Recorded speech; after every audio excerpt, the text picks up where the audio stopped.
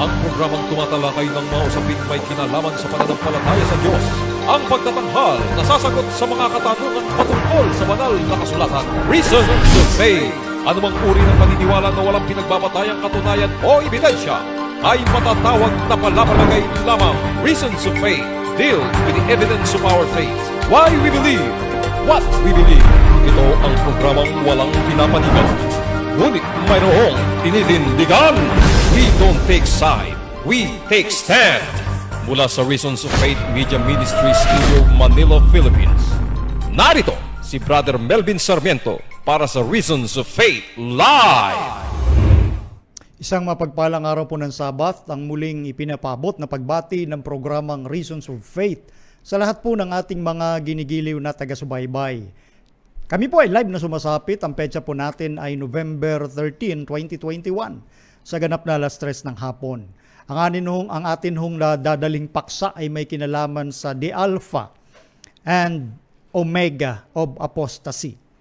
Yan po yung ating paksang pag-uusapan, yan po yung ating paksang lilimiin at hihimay-himayin. At syempre makakasama ko din po bilang technical natin, ang aking may bahay si Maiden Sarmiento, ganun din ang aking unika iha si Princess Alia Sarmiento. At kayo po ay patuloy kong hinihilingan ay share po natin ang video na atin hong pag-uusapan ngayon at maging yung mga ibang videos po natin sa Reasons of Faith. Sa Facebook account po ng Reasons of Faith, nandun po yung mga videos po natin. So, pakishare lang po para maparatingan din yung iba nating mga kaibigan at mga kapatiran para mapaabutan ng mensahe, lalo na sa pagwawakas ng ating sanglibutan. Paki-flash, Ali, yung ating Facebook page na pwedeng i-follow po ng atin hong mga taga-subaybay. Yan po yung ating official Facebook page na pwede nyo pong i-share, ibahagi at patuloy na pagpapala ng Diyos ang sumainyo. Siyempre, ganun din yung ating YouTube channel, paki-flash.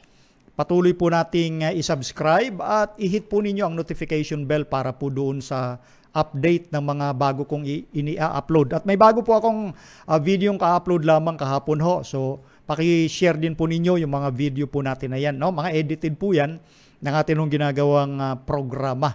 At siyempre, salamat po sa ating Panginoon na tayo po ay nabibigyan ng ganitong pagkakataon dahil sa nalalapit na pagwawakas ng mundo, kinakailangang mahanda po ang ating mga sarili sa pamamagitan po ng gawain ng ating Panginoon at maiparating din po sa iba ho nating mga taga-subaybay, no?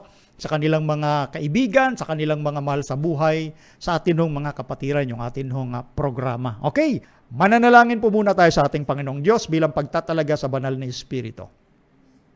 Ama naming Diyos, kami po ay nagpapasalamat sa pagkakataong muli ay nabigyan kami upang may tanghal ang programa na tumalakay ng mga babala mula sa inyong salita sa amin hong mga kapatid, sa amin hong mga kaibigan patungkol sa mga kaganapang nangyayari sa sanglibutan bilang babala na hindi sila masilo ng kaaway. Ipagpatawad ang lahat ng aming kasalanan upang ito'y hindi maging hadlang sa malayang pagdaloy ng inyong katotohanan. Ito po ang aming dalangin sa pangalan ng Panginoong Hesus. Amen. Okay.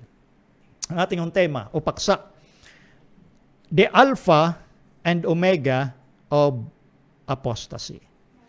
Kumbaga, itong Alpha, Omega, this is the first letter in Greek alphabet, Alpha.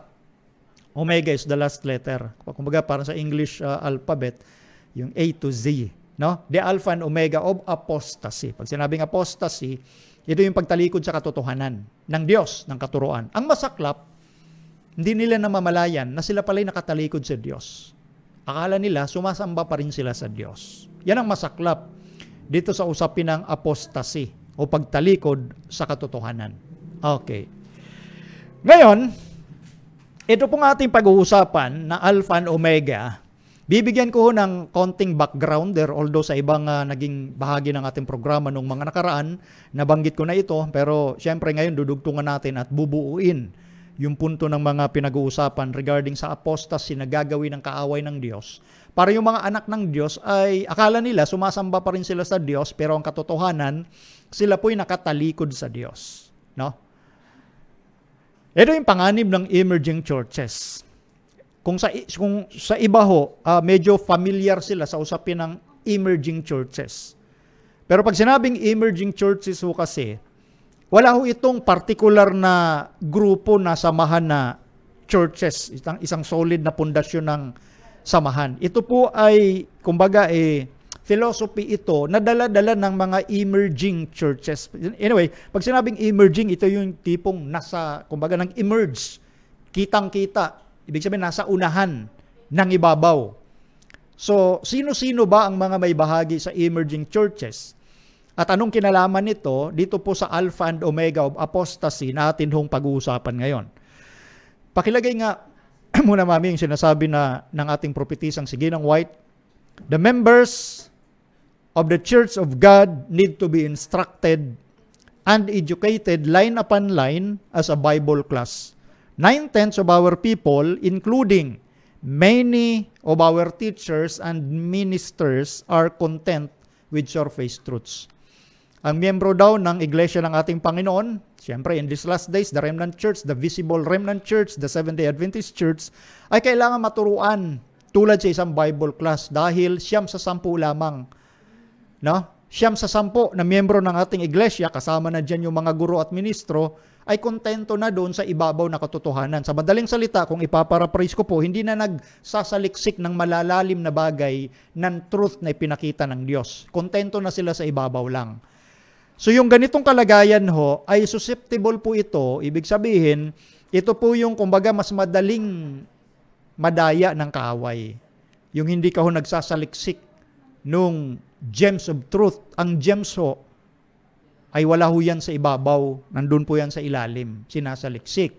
At ito po ay sinabi ng ating propetisa mismo. Malaki hong ratio po ito. Ngayon, bakit? Ito po ang sabi ni Ginang White. Bakit ganon?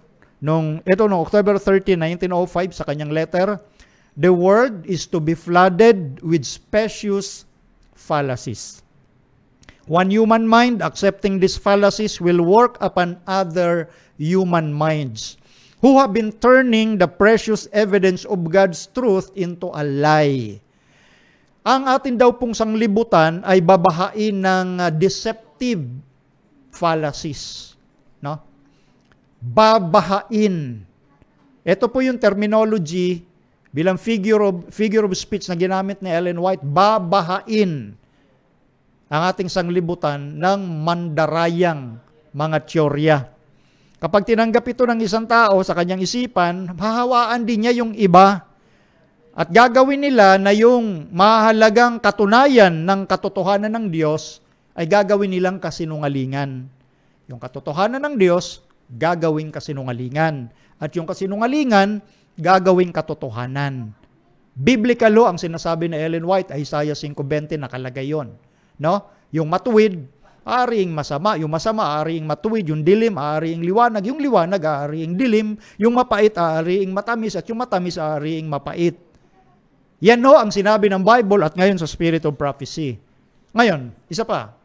Ang sabi rito, tuloy natin ha, these men, etong men na tinutukoy niya ay yung mga nasa responsible position ng visible remnant church. These men will be deceived by fallen angels when they should have stood as faithful guardians, watching for souls, as they that must give an account. They have laid down the weapons of their warfare and have given heed to seducing spirits. Kaya mahalaga ho na yung mga gwardya o bantay ng ating iglesia ay hawakan nating mabuti yung ating sandata na nasa Efeso 6. Pero ang sabi dito sa hula ng Spirit of Prophecy, na dapat itong mga tapat na gwardya, tagapagbantay, ng mga kaluluwa ng kanilang nasasakupan, ay magbibigay pananagutan. Bakit? Binaba nila yung kanilang sandata at sila'y sumunod sa mapang-akit na turo ng demonyo. Dinaretso ko na ho. Seducing spirit. Ibang espiritong tagapagturo. Doon sila naakit. Ibang espiritu. So ngayon, sundan lamang po ninyo. Yung mga prinsipyong inilalatag po natin, babala po ito sa ating mga kaluluwa at wala po tayong hinahatulang sino bang tao. Prinsipyo po, principle, ang ating binabasa mula sa Spirit of Prophecy maging sa Biblia. Next, bakit nagkakaganito? Dahil spiritual drunkenness. Ito na yung pagkalango sa alak ng Babylonia. Spiritual drunkenness is now upon men who ought not to be staggering as men under the influence of strong drink. Yung pagkalangong spiritual na sinabi ho ng Biblia sa mga nakaraan nating paksa, the wine of Babylon, ang alak ng Babylonia na kumakatawan sa kanilang mga doktrina na ipinainom sa lahat ng tao, lalo na yung mga leader ng sanglibutan. Kaya nangyayari yung mga bagay na ito ayon kay Ellen White na sa halip na maging tagapagbantay, no? Magbantay yung mga supposedly ay faithful guardians, binaba nila yung kanilang mga sandata at sumunod sa mapang-akit na espiritu. Yun po ay espiritu mula sa demonyo. No? Dahil sa kanilang pagkalango, no? Pagkalango sa spiritual liquor or wine, yun po ang impluwensya ng matapang na alak. Ngayon, ibalik po natin yung ating objective, yung ating layunin, yung ating mission statement. Ang ating mission statement ng church is to preach the three angels' messages. Yan po ang nakalagay sa Testimonies Volume 9, page 19. In a special sense, ayon dito, ito yung huling panawagan ng langit, in a special sense, Seventh-day Adventists have been set in the world as watchmen and light bearers. To them has been entrusted the last warning for a perishing world. On them is shining wonderful light from the Word of God. They have been given a work of the most solemn import, the proclamation of the first, second, and third angels' messages. There is no other work of so great importance. They are to allow nothing else to absorb their attention. Ito po yung gampanin, ito po yung mission statement ng ating iglesia sa huling araw. This is the present truth. Preaching ng three angels' messages. At hindi ho dapat maalis yung ating pansin, yung ating focus sa preaching na ito. Minsan napupunta pa yung isipan ng maraming mananampalataya doon sa mga bagay na mabababaw na usapin. Ito ang preaching ng three angels' messages, ito po yung focus ng iglesia. At ito po yung atake ng kaaway. Para hindi na gawin ito ng sinasabing bayan ng Diyos. So yun po yung ating mission. Yun po yung ating patuloy na ipinapangaral. Ano ho? Ngayon, itong emerging churches nating nabanggit, matagal na ho ito, no? Matagal na ho itong umiiral at dito tutuklasin natin kung bakit meron tayong malalalang issue ngayon. Pag sinabi kong malalalang issue, itong global crisis natin. Una na dyan yung pandemic at then yung climate change. Yan po yung mga malalaking usapin sa huling araw. Pero pagdating sa spiritual na bagay, makikita natin yung background kung bakit merong ganitong usapin sa kasalukuyan. Ano yung target ng dalawang global crisis na yan? No? Alam nyo, ang kaaway is yung tinatawag nating master psychologist. Magaling ho siyang gumamit ng kapamaranan, psychologically speaking, kung paano madaya, even the elect will be deceived. Pakilagay ngayon larawan ng mga libro na ito na pwede ninyong tingnan, Emerging Churches. Mami, pakilagay sa screen. Becoming Conversant. Tao po. Pakilagay sa screen. Kanina ko pa sinasabi. Ito mga libro, Emerging Churches. Pakilagay, Becoming Conversant with the Emerging Church by D.A. Carson. Pinapakita ko lang po yung issue na kanilang tinatalakay. No? At marami pa pong aklat ito. No? Sabi ko nga, matagal na ito. No? Mahigit na po itong 10 taon. At ibabalik tanaw ko lamang po sa atin hong mga kapatiran, maging sa ating mga kaibigan, kung ano yung nangyayari ngayon sa mga iglesia sa buong mundo. No? Ano ba yung kinalaman ng emerging churches?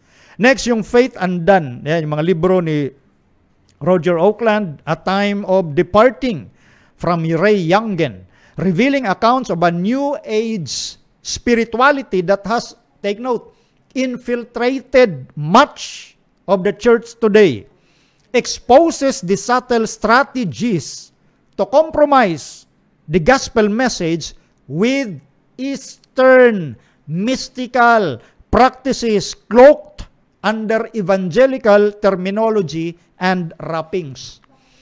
Ano sinasabi sa mga tinatalakay sa mga librong ito? At ito naman ang totoo. Kumbaga, inaral na rin po natin to, no? Maging ng ilan sa atin pong mga ministro like Pastor Steve Goldberg, Pastor Stephen Bohr, mga inaral po nila ito at pinapangaral nila regarding sa emerging churches. Pero bibihira lang po sila yung nangangaral ng ganito, no? Dito po sa emerging churches na ito po yung paghahayag kung paano yung New Age spirituality ngayon, may kinalaman din po sa New Age movement, ay na-infiltrate o pinasok na yung marami sa mga iglesia ngayon. At dito inihahayag kung ano yung kapamaraanan o strategy para makompromise yung gospel message ng ating Panginoon.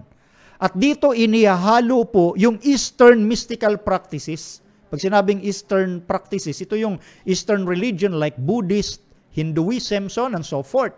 Yan yung sinasabing Eastern practices. Inihahalo sa gospel message. At binibihisan ito ng mga terminology ng Bible. Binabalutan lang nila. So, ito yung babala rin sa binanggit mismo ng ating Panginoon na nagdadamit tupa, ngunit ang loob ay lobong maninila. Matthew chapter 7 from verse 15 up to 20. So, itong kapamaraanan ito, mahusay na kapamaraanan po ito ng emerging churches. Again, pag sinabing emerging, ang mga kabilang ho dyan ay mula sa iba't ibang samahan din po ng mga nagsasabing Christian denominations. At nagtataglay sila ng isang isipan para isulong ito sa lahat. No? Isulong sa lahat. At ito nga po yung estado ng kompromiso. Darating dito yung compromises. Ngayon, ito.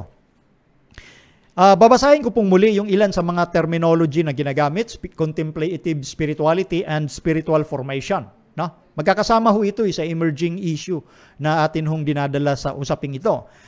Contemplative spirituality. It is a belief system that uses, again, ancient mystical practices to induce altered stage of consciousness, the silence, and is rooted in mysticism and the occult but often wrapped in Christian terminology. The premise of contemplative spirituality is pantheistic, God is all, and panentheistic, God is in all. Common terms used for this movement are spiritual formation, the silence, the stillness, ancient wisdom, spiritual disciplines, and many others. So, napansin nyo, iba't ibang terminology. Pero isa lang ang espiritu ng mga yan. So, ang kapamaraanan, again, na ginagamit, ay inihahalo yung mga Eastern practices. Number 2, spiritual formation, it is a movement that has provided a platform and a channel through which contemplative prayer is entering the church. Find spiritual formation being used, and in nearly every case you will find contemplative spirituality. In fact, contemplative spirituality is the heartbeat of the spiritual formation movement. Yan. Yung contemplative spirituality daw, siya yung tibok ng puso ng spiritual formation. Anyway, contemplative spirituality, yung binabanggit nga po rito yung mga tinatawag na altered state of consciousness, ito po yung simplihan ko lang, yoga. Ayan yung sa Hinduism, di ba? Yan po yung kalagayan na hinahayaan mo maging bukas yung isipan mo. Stillness or silence. So pinasok po yan dito sa mundo ng sangkakristyanuhan. Tuloy lang ho natin, ha? Hindi ho yun basta-basta yoga lang ang pinag-uusapan natin dito. Ito, pakilagay sa screen. Ito po mga famous Catholic mystics. Ito po yung mga ancient practices. Na ito naman ay practice pagdating po sa loob, lalo na ng Catholicism. At dahil nga po ganyan ang pangyayari, dahil nga po nasa, na ho tayo sa culture ng postmodernism. Postmodernism, ito po yung isipan o filosofiya na wala naman talagang katotohanan ng eksaktong hawak ng iisang grupo lamang. Kundi ang katotohanan hawak-hawak ng lahat. Mamaya, babasahin ko pa rin ho yan. No?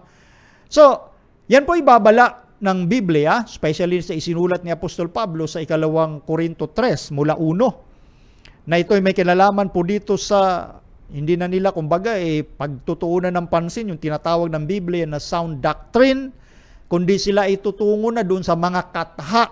Di ba? Katha, yung kwento lang, puro bibig lang, puro paliwanag ng tao, pero wala na makita sa banal na kasulatan. Kaya nga katha. Hindi nababasa sa Biblia. Kwento-kwento. Mas gugustuhin ho yun ng mga tao sa huling araw. Kaya po sila, bibitawan nila ang pananampalataya at maaakit sila ng seducing spirits na tinatawag na doktrina ng demonyo.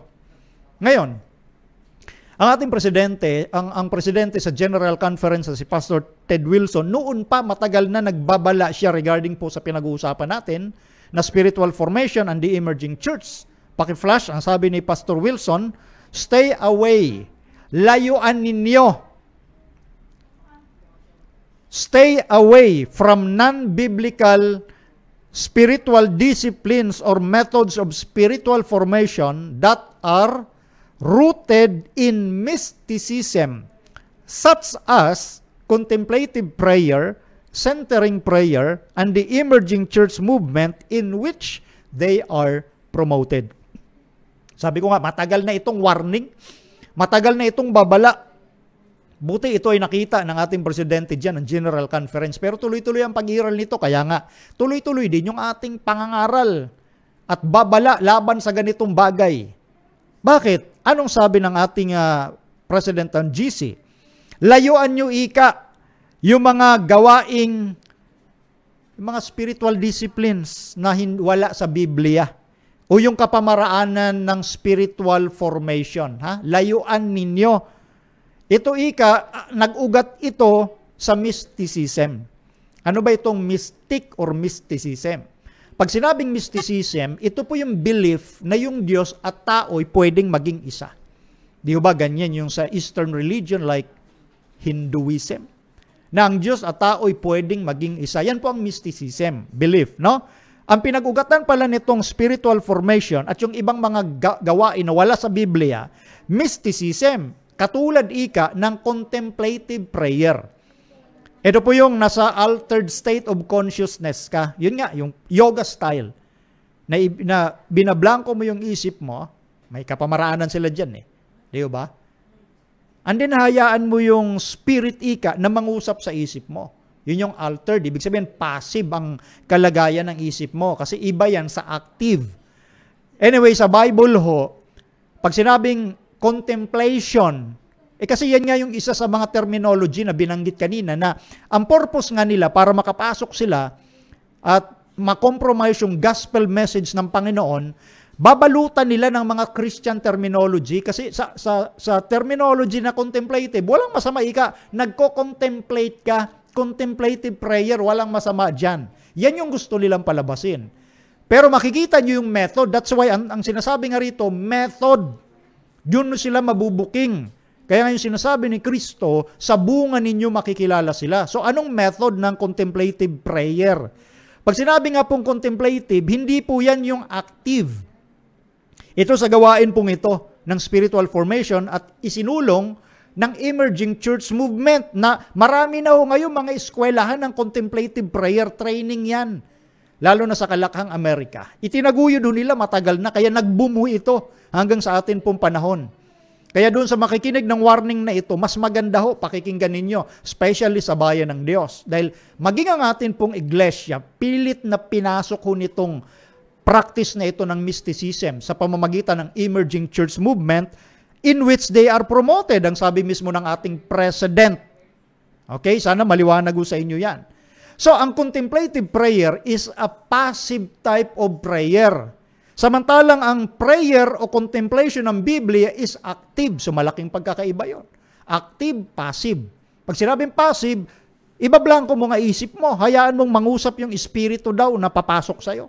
Oh. Whereas pag active, kinocontemplate mo yung ginawang pagliligtas ng Diyos sa bawat isa sa atin. Kaya active ang isip mo. Panalangin active. Iba ho yan sa contemplative prayer na pinopromote sa emerging church. Yan pa lang. Isa po yan sa example ko kung paano ninyo makita yung aral at gawaing hindi galing sa Biblia. Okay? So ngayon, tuloy natin. Sabi ni Ginang White, paki-flash, the message given man to proclaim in these last days is not to be amalgamated with worldly opinions. In these days of peril, nothing but obedience will keep man from apostasy. Ang mensahe, ayon kay Ginang White na ibinigay sa tao, ay para i-proclaim yung mensahe sa uling araw na ito at hindi pwedeng haluan ng opinyon ng sanglibutan. Yan ang dapat maintindihan ng mga nagpapakabanal. Ang mensahe mula sa Diyos, hindi pwedeng haluan ng mga opinyon ng mga taga-sanglibutan. Not to be amalgamated. Dahil sa panahon ngayon ng kapanganiban, ang pagsunod lamang ang maglalayo sa tao sa apostasy o pagtalikod sa Diyos. Ano daw? Yung pagsunod lamang sa Diyos ang magliligtas sa iyo para mailayo ka sa apostasy. That's why ang title natin, The Alpha and Omega of Apostasy. Ngayon, ang sabi pa ni Ginang White, tuloy natin, sa Great Controversy, page 444, Mami, lagpas ka na. Huwag masyadong malaki ang hakbang. Konti-konti lang. Divide adversity. Ali? Ayan, no? Diba? Ayan yan. Kompleto yan. Divide diversity of belief in the Protestant churches is regarded by many as decisive proof that no effort to secure a forced uniformity can ever be made. But there has been for years in churches of the Protestant faith a strong and growing sentiment in favor of a union based upon common points of doctrine. To secure such a union, the discussion of subjects upon which all were not agreed, however important they might be from a Bible standpoint, must necessarily be waived. Ayan. Tingnan nyo ha. Kaya nga, lubusan talagang ang pagkakilala, especially ng mga nag-aral sa buhay at writings na Ellen White, ay naniwala talagang propetisa ito ng Panginoon. Sinubok na ho siya ng Biblia. Yung malawakang ikang paniniwala sa iba't ibang Protestant churches, ay katunayan yan na hindi na kailangan ng ano pang gawain na pipilit na magkaroon ng uniformity o pagkakaisa. Pero ang sabi ni Ginang White, matagal ng panahon nangyayari pala na sa mga iglesia ng Protestant faith, merong isang strong and growing sentiment. Yung gusto nilang isulong na magkaroon ng union, pagkakaisa, base saan? Common points of doctrine. So itinatanggi dati ito. Lalo na nung kapanahunan ni Ellen White, 19th century pa yun, napakatagal na ho, di ho ba? Noon din sinabi ni Ellen White na ang Catholic and Protestantism magkakapit kamay uli, nangyari. Ang spiritualism nung kapanahunan niya, sinasabing anti-Christianity. Pero sabi ni Ginang White, yan ay tatanggapin ng Christianity, nangyari na din. Ngayon yung usapin sa buong Protestantism na, hindi magkakaroon ng pagkakaisa yan. Sabi ni Ellen White, meron na noon pa pala, kapanahunan pa nga niya. No? Magkakaroon yan ng uniformity at magbabase sila saan? Common points of doctrine. Di ho ba nangyayari ngayon? Ano ba yung common points of doctrine? Ay siyempre, pag-uusapan na lang, Jesus and the love of Jesus. Yun yung punto. Diyan ho, nagkakaisa ang marami ngayon sa common ground, sa common points of doctrine. At yung mga ilan-ikang mga importanteng mga paniniwala sa iba't ibang samahan, kailangan i-wave na yon para magkaroon lamang ng pagkakaisa. Ang tawag ho dyan group hug is enough. Belongingness is more important than believing. Nangyayari ba ngayon? Yes, of course. Kitang-kita naman ho So, kaya nga, talagang si Ellen White, talagang propetisa ho ito ng Panginoon. No? 19th century, sinabi na niya, nagaganap at patuloy ngayon na nagkakaroon ng katuparan, yung iba pang mga propesiya. Eto. Next, the Protestants of the United States, yan, will be foremost in stretching their hands across the gulf to grasp the hand of spiritualism. They will reach over the abyss to clasp hands with the Roman power. And under the influence of this threefold union, this country will follow in the steps of Rome in trampling on the rights of conscience. Yan. Yung mga protestante daw sa bansang Amerika, ay kumbaga iaabot nila yung kanilang kamay. Bagamat malawak yan across the globe para hawakan yung spiritualism. Ano nga ulit ang spiritualism? Yan yung religion outside sa Christianity. Hinduism, Muslim, Buddhism, so on and so forth. Yan ang spiritualism. Eastern religion. At kakapit kamay din ang protestante sa Roman power or Catholicism. Ito ikan threefold union. Yun yung binabanggit nating Trinity, no? Na sinasabi sa Revelation chapter 16, Trinity lalaban sa Trinity ng langit. Magkakapit kamay at mangyayari dito susundan nila yung yapak ng Roma na yurakan ang karapatan ng bawat isa. Tagal nang sinulat ni Ellen White ito ngayon nararamdaman na ho natin, simula na. Tandaan ninyo, yung binanggit nating dalawang global crisis, itong pandemic ng tinatawag na virus at itong climate change. Na ngayon, sa unang bahagi na ito, nakikita na natin yung unti-unting pagyurak sa karapatan ng bawat isa. Tuloy lang muna natin, ha. Ito. Nagkarap ito, October 20, paki-flash yung picture, 2020. Paulit-ulit natin sinasabi kasi sa prophecy hindi naman agad yan makukuha ng iba. Kumbaga parang sa advertisement, kinakailangan ulit-ulitin nila yan na i-advertise yung mga produktong gusto nilang tangkilikin ng tao. Kasi para ma-retain sa isipan ng tao, kaya ginagawa din natin ito. Dahil yan ay art ho yan. Paano ma-retain sa puso't isip ng tao yung gusto mong isulong na lalo ito, katotohanan ng Diyos ito. Ito nangyari no October 20, 2020. Ito na yung threefold union na sinabi noon ni Ellen White noong 19th century. Protestantism, Catholicism, and spiritualism or Eastern religions. Ayan o, kompleto sila dyan. Tuloy-tuloy mo lang mami yung picture. Ayan o, yung kanilang global pact. Tuloy mo, sige lang. Ayan.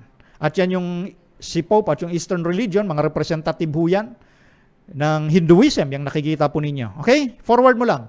And then, babasahin ko po yung isang punto doon. Sabi ni Ginang White, when the leading churches of the United States uniting upon such points of doctrine as are held by them in common, shall influence the state to enforce their decrees and to sustain their institutions, then Protestant America will have formed an image of the Roman hierarchy, and the infliction of civil penalties upon dissenters will inevitably result. Kapag ikaw yung mga pangunahing iglesia sa Amerika ay magkaisa para doon mag-unite sila sa common points of doctrine na pinanghahawakan ng pangkaraniwan, common. Impluwensyahan nila ang gobyerno para ipasa yung isang decree. No? Na dito ay magkakaroon uli ng hininga yung larawan ng hayop at yung mga lalabag ay mapaparusahan. Di ba ho? Abalang-abala sila ngayon. Doon sa tinatawag nating solusyon sa dalawang global crisis, pandemic na ito ng COVID-19 plus climate change. At doon nga sa Laudato Si ni Pope Francis, maliwanag ang nakahanay doon, which is the Sunday rest na isusulong. Abangan ho natin, walang petsa, hindi natin alam kung kailan yan. Pero magaganap po yan. Wala pang sumasablay sa propesya ng Biblia. Ano ho? Lalo na sa writings na ito ng Spirit of Prophecy. O ngayon, ito ho, pinakita natin yung kumbaga perspektibo ng magaganap sa ating sanglibutan bago dumating ang ating Panginoong Yesus. Dito sa usapin ng emerging churches na magdadala sa tao to apostatize. To apostatize. Ano-ano ba yung, o sino-sino ba yung mga leading emerging figures na kilalang-kilala ngayon sa buong mundo na nagagamit. No? Ito, ipapakita ko po sa inyo, pero hindi upang, kumbaga, yung personal nila ang ating inaatake. No, hindi ho. Hindi ho ganyan ang style ng Reasons of Faith. Ang pinag-uusapan natin dito yung turo, yung doktrina, hindi yung tao. Tingnan natin itong si Leonard Sweet. Ito isa sa sikat sa buong mundo na pag may kinalaman sa emerging figure, no? Sabi ni Leonard Sweet, in the words of one of the greatest theologians of the 20th century, Jesuit philosopher of religion dogmatist Karl Rahner, kinote ni Leonard Sweet si Jesuit philosopher Karl Rahner. Ang sabi niya, the Christian of tomorrow will be a mystic, one who has experienced something, or he will be nothing. Yan ay nakatala sa quantum spirituality ni Leonard Sweet. The power of small groups in their ability to develop the discipline to get people in phase with the Christ consciousness and connected with one another. Yan din ang kasulat sa librong Quantum Spirituality. Bakit kinote ni Leonard Sweet itong Jesuit philosopher na ito na si Rainer? Nang sabi ni Rainer nga, the Christian of tomorrow will be a mystic. Yung mga Kristiyano daw ay magiging mga mystic. Ito na nga yung binabanggit sa contemplative spirituality na mga practice ng mga mystics ay pinapasok sa backdoor ng Christianity. Nangakala nila napakasarap na pagsamba sa Diyos, pero ang totoo, tumatalikod ka na sa Diyos. Dahil hindi na yung turo ng Diyos ang nasusunod. Tuloy natin ha. Eto. Si Richard Foster, ang turo niya, isa din sa mga sikat na emerging figure, deep within us all, there is an amazing inner sanctuary of the soul, a holy place, a divine center.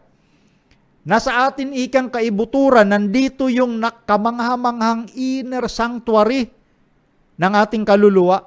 Banal na dako, ito yung lugar ng Diyos. Yan.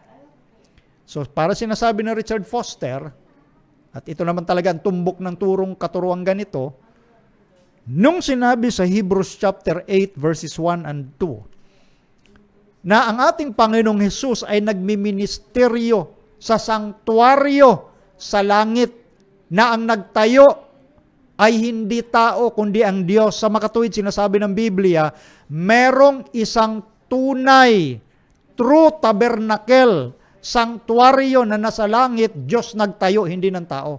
Merong tunay na sanktuaryo sa langit. Ngayon, kung papaniwalaan nyo yung ganitong turo, lumalabas, meron pala tayong tinatawag na portable sanctuary, na kahit saan tayo pumunta, dala-dala natin ang Diyos, anytime, anywhere, dala natin ang Diyos. Yun ho ang katuruan at pilosopiyang dala ng idea na ito. Bakit pa tayo titingin doon sa nagmiministeryo sa langit na si Kristo kung nandito pala sa atin? Alam nyo, yung doktrina pong ito, kumbaga ano lang po ito itong sinasabi ni Richard Foster. Ang doktrinang ito, kumbaga matagal na, luma na, kumbaga nagbibigay lang sila ng panibagong isipan para kumbaga sa luto may panibagong rikado. Bakit? Bakit mo nasabi yan? Kasi ang kanitong katuruan ito ng pantheism. Na ang Diyos ay nasa bato, nasa dahon, nasa mga bundok, nasa mga punong kahoy, at ang Diyos nasa sayo, dala-dala mo. Pantheism mo Sinahugan lang. Mas pinaganda yung mga terminology na ginagamit. Pero ang atake nito ay doon sa nagmiministeryo, doon sa inner na nasa sanctuaryo sa langit, none other than our Lord Jesus Christ. Yun ang inaatake ho ng ganitong katuruan. Tuloy pa natin ha. Ang sabi ni Ginang White, the foundation of our faith. Tingnan nyo ha.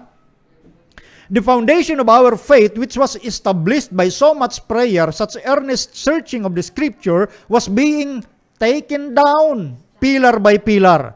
Our faith was to have nothing to rest upon. The sanctuary was gone. The atonement was gone. I realized that something must be done. Nung nagkaroon ng vision si Ginang White, ipinakita sa kanya ng Diyos na mayroong mga magtatangka, nagibain yung ating doktrina. Tatanggalin yung sanctuary doctrine. At kinakailangan daw, meron siyang gawin. Dahil pinakita sa kanya ito sa vision. So, ipinakita ng Diyos na meron talagang gagawa o grupo ng mga tao na atakihin yung doktrina ng church, lalo na ang sanctuary. Okay? Tuloy pa natin, ha? At sabi ni Ginang White, many of our people do not realize how firmly the foundation of our faith has been laid. Hindi ko naiisip daw na marami sa atin. Hindi nila naiisip na matibay na yung pananampalataya sa pamamagitan ng doktrina na ipinagkatiwala ng Diyos sa iglesia. Matibay na ho yun Hindi ninyo nare-realize yun na parang sasabihin ninyo, dadagdagan, may babaguhin sa doktrina natin. Matibay na ho yun. Diyos ang naglagay ho nun. Walang pwedeng tibagin dyan. Pero ngayon, maraming nagtatangka na tibagin yan. Ang pangangaral ng Three Angels Messages, ang sanctuary, ang immortality of the soul, yung prophecy, di ba? Sa prophecy, especially sa Antichrist and the second beast of Revelation 13, sa ilang mga progressive Adventists daw sila, China na. Yung second beast of Revelation 13. At yung iba dyan, ayaw na rin ipangaral yung mark of the beast kasi magkikreate lang ng animosity o yung tinatawag na, kumbaga, hindi magandang relasyon. sa lipunan na iyong ginagalawan. Mamaya, babasahin ko pa ho yun, ang buong-buo mismo. So kung ano yung sinasabi ni Ginang White mo nung kapanahunan niya, 19th century, ngayon ho, nakikita natin yung katuparan dahil malapit na ho, matapos ang ating panahon. Ito po yung sinasabi sa Biblia, mga tanda ng pagdating ng ating Panginoong Hesus. Malapit na ho ito sa mark of the beast at doon sa pagbuhos ng huling 7 salot. Sabi pa ni Ginang White, tingnan niyo ho ito. Yung sinabi niya kaninang ang ating sanglibutan ay babahain ng mga deceptive theories. Ito ang sabi ni Ginang White. False doctrine is one of the satanic influences that work in the church and brings into it. Mami, yan. False doctrine is one of the satanic influences that work in the church and brings into it those who are unconverted in heart. Men do not obey the words of Jesus Christ and thus seek for unity in faith, spirit, and doctrine. Yung mga bulaan o maling doktrina, ito ika doon sa mga impluensya ni Satanas na gumagawa ngayon sa iglesia. So, ito madalas kong sinasabi, masyado tayong kampante na okay tayo eh. Maging tagapagbantay tayo ng totoong doktrina. Nandiyan naman yung 28 fundamental beliefs natin, pero masyadong panatag tayo na okay lang ang church. Eh kung okay ito, di mali na ang Biblia. Revelation 12:17. Galit na galit si Satan sa nalabi sa kanyang binhi na nagsisitupad ng mga utos ng Diyos at pananampalataya ni Jesus. Kaya nga sabi ni Ginang White, tanging-tangi na yung pagsunod lamang ang magbibigay proteksyon sa atin. Pagsunod sa Diyos, hindi sa tao ha. Ang tanging pagsunod sa Diyos lamang ang magbibigay proteksyon sa atin para hindi tayo mapabilang sa mga mag-a-apostatize o tatalikod sa Diyos. Pero panatag tayo na hindi, nagpipraise the Lord pa rin naman kami sa ating church. Yun ang palagay mo. Pero ang tao ang sinusunod mo, apostatize ang tawag mo doon. Dahil yung doktrina ni Satanas gumagawa sa iglesia. At ang target nito, yung mga unconverted heart. Maaaring converted ka sa truth, pero iba kasi yung converted ka sa puso. Kaya yung iba sa atin, akala ng iba, matibay sa church, yun, lumayas. Kasi converted lang siya sa truth, pero hindi siya converted sa puso. At marami yan, mula ng panahon na Ellen White, labas sila ng labas. Nung nasa labas, atake ng atake sa sanctuary. They are just converted in truth, pero ako actually, hindi ako naniniwalang converted sila sa truth. Pero yun ang sinasabi ng iba, converted lang sila sa truth. Maring sasabihin natin ganito, iba kasi yung word na converted. Maring sabihin natin, convince sila, nakumbinsi sila ng totoo, pero they are not converted in heart. Yun, mas tanggap ko yun. Maring nakumbinsi sila sa katotohanan, dahil hindi nila mabasag ng kanilang argument kaya nandito. Pero hindi sila konvertido sa puso. Ibig sabihin, yung buong pagsunod sa Panginoon, hindi naman nila ginagawa. Kaya sila po, yung madaling kunin ng doktrina ni Satanas. Yung mga tao ika na hindi sumusunod sa salita ni Kristo at sila yung nananawagan ng pagkakaisa, sila yung nananawagan ng pananampalataya pero hindi sila masunurin kay Kristo. Gusto nila magkaisa saan? Kasinungalingan. Ingat ho tayo mga kapatid at mga kaibigan. Gumagawa ho ang doktrina ni Satanas sa iba't ibang iglesia. Kaya nga meron tinatawag na panawagan ng Biblia, come out from among them. Magsilabas kayo sa kanila, bayan ko. Pareho, especially the invisible church, na hindi pa nila alam, hindi pa sila, kumbaga, na-convict doon sa truth, na turo ng visible Seventh-day Adventist Church. Pero maging dito sa church, ito'y wawasakin, gustong wasakin ng kaaway, pero siyempre hindi siya magtatagumpay dahil ang Panginoong Hesus ang ating leader. Siya lang yung dapat nating sundan. Siya lang yung dapat nating pakinggan. Hindi yung mo ihahalo yung opinion ng tao sa turo ng Diyos na nandito sa visible remnant church. At dahil nga po rito sa dalawang global crisis na ito, naku, medyo nag-iiba na ang nagiging takbo. No? Nag-iiba na yung espiritong dapat sa espiritu ng Panginoon lang nakasunod. Ituloy natin ha. Ito yung bibigyan ko kayo ng konting background. Yung alpha of deceptive theories. Yung pasimula Sa ating church, tinangka ni Satan. Ito nung panahon ni Dr. Kellogg na siyempre contemporary ni halos kasabayan ito ni Ellen White. No? Ito, may sinulat noon si Dr. Kellogg, ang libro The Living Temple. At ang sabi ni Ginang White, paki-flash, Selected Messages, Book 1, page 202. Sabi ni Ginang White, nung lumabas yung libro na yun ni Dr. Kellogg, "We need not the mysticism that is in this book.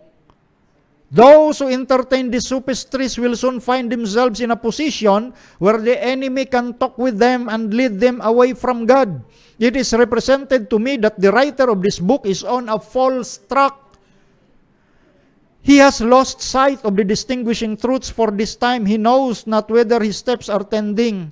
The track of truth lies close behind the track of error. Both tracks may seem to be one to minds which are not worked by the Holy Spirit and which therefore are not quick to discern the difference between truth and error." Anong sabi ni Ginang White? Talagang sabihin natin, ito yung real talk. Sasabihin ng iba, brutal, lalo na sa ating panahon, political correctness. Brutal, Lord, literally. Diretso ang sinabi ni Ginang White patungkol sa libro ng genius na si Dr. Harvey Kellogg. Sipin mo, nire-respeto si Dr. Kellogg ng lahat ng mga professional. Tapos si Ginang White, pagdating sa academic, grade 3 lang tinapos. Tapos ganito siya magsalita sa isang genius na doktor. Balikan natin, sabi niya, hindi natin kailangan yung mysticism na nasa librong ito. Ibig sabihin, yung laman pala ng libro ng Adventist na ito na si Dr. Kellogg ay mysticism. No? Pero gamit doon ay salita ng Diyos. Nagko-quote din ng Bible. Ano nga uli pag sinabing mystic or mysticism? It is a belief that God and man ay pwedeng maging isa. Yan ang mysticism. Diyos at tao pwedeng maging isa. No? Eastern belief yan. Eastern religion yan. Ngayon, ang laman ng librong ikang ito, hindi natin kailangan ay mysticism. Yung ikang tumatangkilik sa librong ito, ay inilalagay niya yung kanyang sarili kung saan makikipag-usap yung kaaway sa kanya at ilalayo siya sa Diyos. Wow! Sipin mo, pag tinangkilik mo pala yung librong yan. Kasi madalas ngayon sa mga taong, sabihin natin, na talagang dumaan sa mga theological studies, theological school, sasabihin nila walang masama. Kahit anong libro pwede nating basahin. Pero again, ang sabi ni Ginang White, totoo naman yung puntong yon, pero ingatan ninyo dahil delikado ho, kagaya ng dineretsong sinabi ni Ellen White, ang sino man tumatangkilik sa librong ito, pinapayagan mong kausapin ka ng kaaway, of course, si Satan, at ilalayo ka niya sa Diyos. Nagbasa ka lang ng libro, ilalayo ka sa Diyos. Sinabi ng propetisa ng Diyos. Ipinakita daw sa kanya, it is represented to me. Sino ba nag-represent? Sino bang nagpakita kay Ellen White? Of course, yung Diyos. Ipinakita ng Diyos kay Ellen White na yung writer na si Kellogg ay nasa maling daan. Mali. Pero si Kellogg noon ipinagtanggol ng maraming mga matatalinong ministro ng church. Genius yan eh. Mataas ang pinag-aralan yan eh. Kaya nga, noong 1902, dalawang malaking institusyon natin nasunog. 1902. Una yung February, dun sa ating sa sanitarium sa Battle Creek. February 18, sinunog ng Panginoon. Tapos nung tangkain na i-print yung libro na ito, bago pa siya naging libro, ipiprint sa ating Review and Herald Publishing House. Walang nakapigil, yung management ng Review and Herald during that time, i-print natin yan. Isipin nyo yun? Sinabi na nga ng ating propetisa, salita ng kaaway ang nasa librong ito. Pero ang management ng Review and Herald during that time, walang problema yan. Tingnan nyo paano gumagawa yung matatalinong tao. Hindi natin sinasabing pag matalino, masama, no? Hindi ganon. Sinasabi natin yung history. Matatalinong tao, alam namang ilagay na mag-manage ang ating Review and Herald, walang alam. Siyempre matatalino yan. Di ba? So pinayagan nila i-print. Wala nang magawa. Yung ating church, sa kabila na sinabi ni Ellen White, takot nga nun si Ellen White Sabi, naku po, ang kamay ng Diyos mismo ang gagawa. At nangyari, nung ipiprint kinabukasan itong Living Temple na ito ni Dr. Kellogg, sinunog mismo ng Panginoon ang Review and Herald Publishing House. December 30. Same year, parehong taon, 1902. Yung isa, February, sa ating sanitarium, pangalawa, Ito ang Review and Herald. Dahil dito, sa pagpiprint, pagtatangkang iprint yung libro na ito. At nung dumating ang mga bumbero, gulat din ang mga bumbero habang binubugan nila yung tubig nagmistulang gasolina, lalong lumaki ang apoy. Kamay ng Diyos kasi ang nagsunog noon. Ganyan pag wala nang magawa, dahil sa kapabayaan ng mga nangunguna, Diyos ang maglalapat ng kanyang kahatulan at mas nakakatakot yon. Kaya yung mga dapat bantay sa atin, maging mapagbantay. Huwag tayong magpapaniwala sa mga sabi-sabi lang ng tao. Iwasan natin yung mga salitang, hindi kasi pinag-aralan naman nila yan, hindi naman papayagan ng Diyos na mga nag-aral na yan ay mapupunta sa maling daan. May liwanag na na binigay ang Diyos sa church. Lalo na sa pagdating sa kalusugan, meron na, matagal na. Yung ating sanitarium, yung purpose niyan, ay hindi yung mga laboratory medicine. Yun ang liwanag na binigay ng Diyos.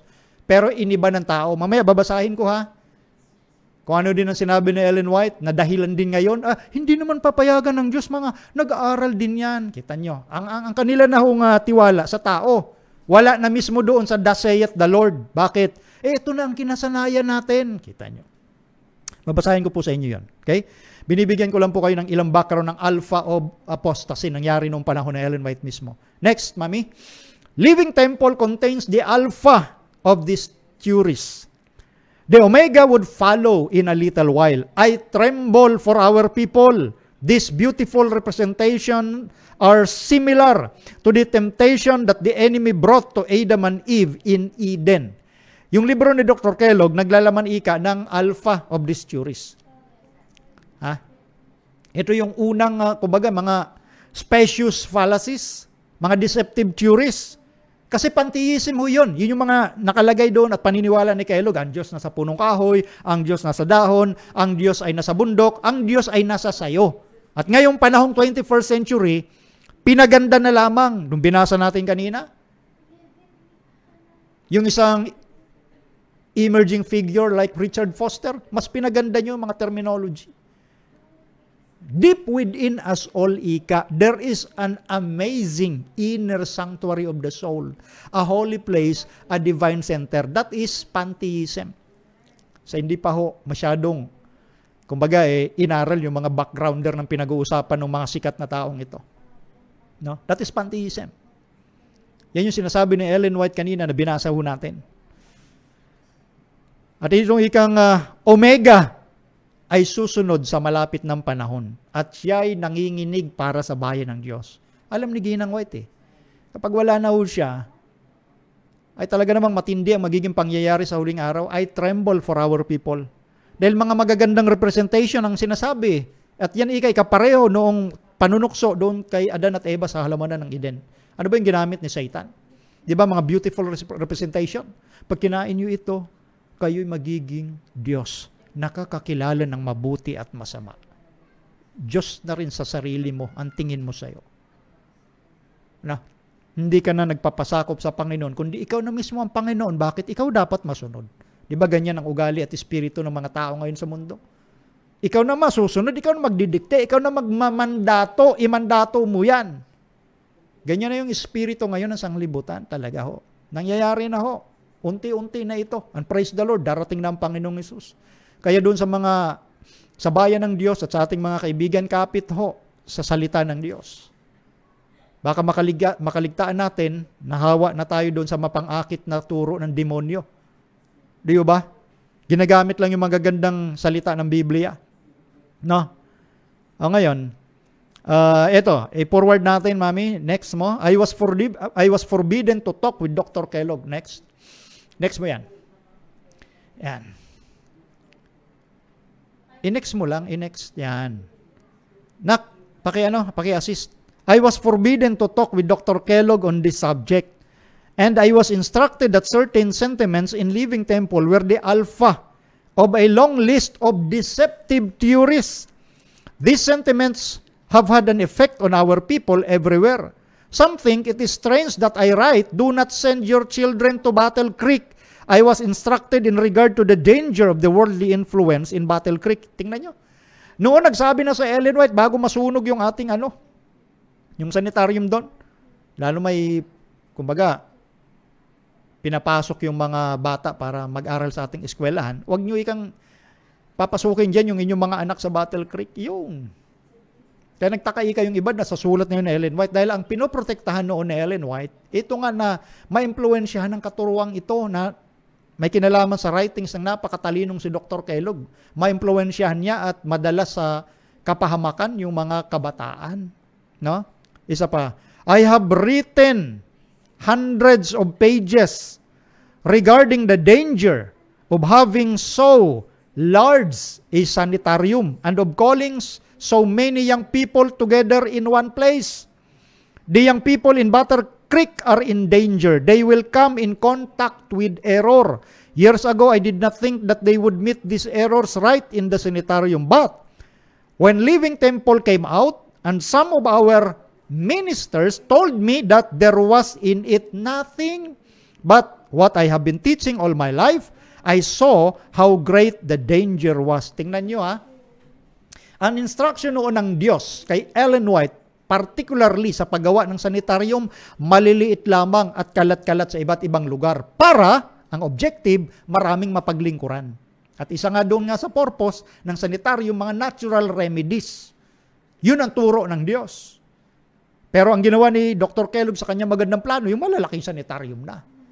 Sentro, sikat. Kita mo ngayon, sikat naman talaga ang ating sanitarium hanggang ngayon eh.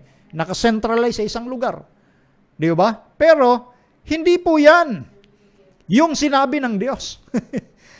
Kaya ito na naman tayo eh. Hindi ko nangangahulugan na umiiral yan ay gusto na ng Diyos yan. Ang dami ko ng topic ko dyan. Di ba? Kapag ang tao ay gumawa ng sarili niyang landas, bagamat ayaw ng Diyos, ipapahintulot niya yan. Pinili mo yung gusto mo kaysa sa gusto ko eh. Di ba?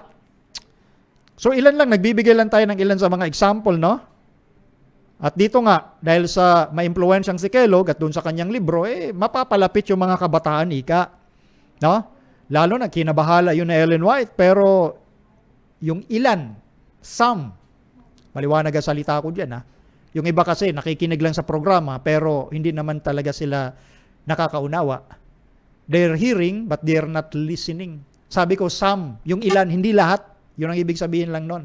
Simple ano lang yan, huyan eh. Some, semantics lang huyan eh. Some, or ilan sa mga ministro, nagsabi kay Ellen White, wala namang masama sa libro ni Dr. Kellogg. Tingnan nyo. Paano sila maniniwala sa grade 3 na ito?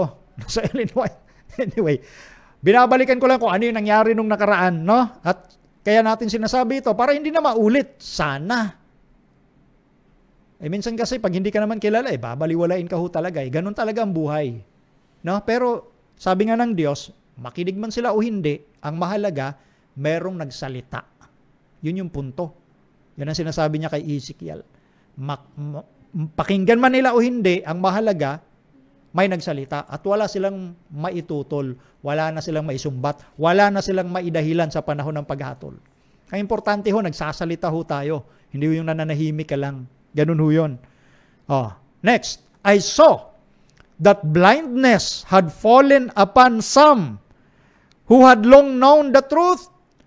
I pray that the Lord will open the eyes of these ministers that they may see the differences between light and darkness and between truth and error. Tingnan nyo, ang sabi ni Ellen White, during the time of alpha of apostasy. Nabulag ho yung ilan. Sa mga nagsasabing taglay nilang katotohanan, nabulag.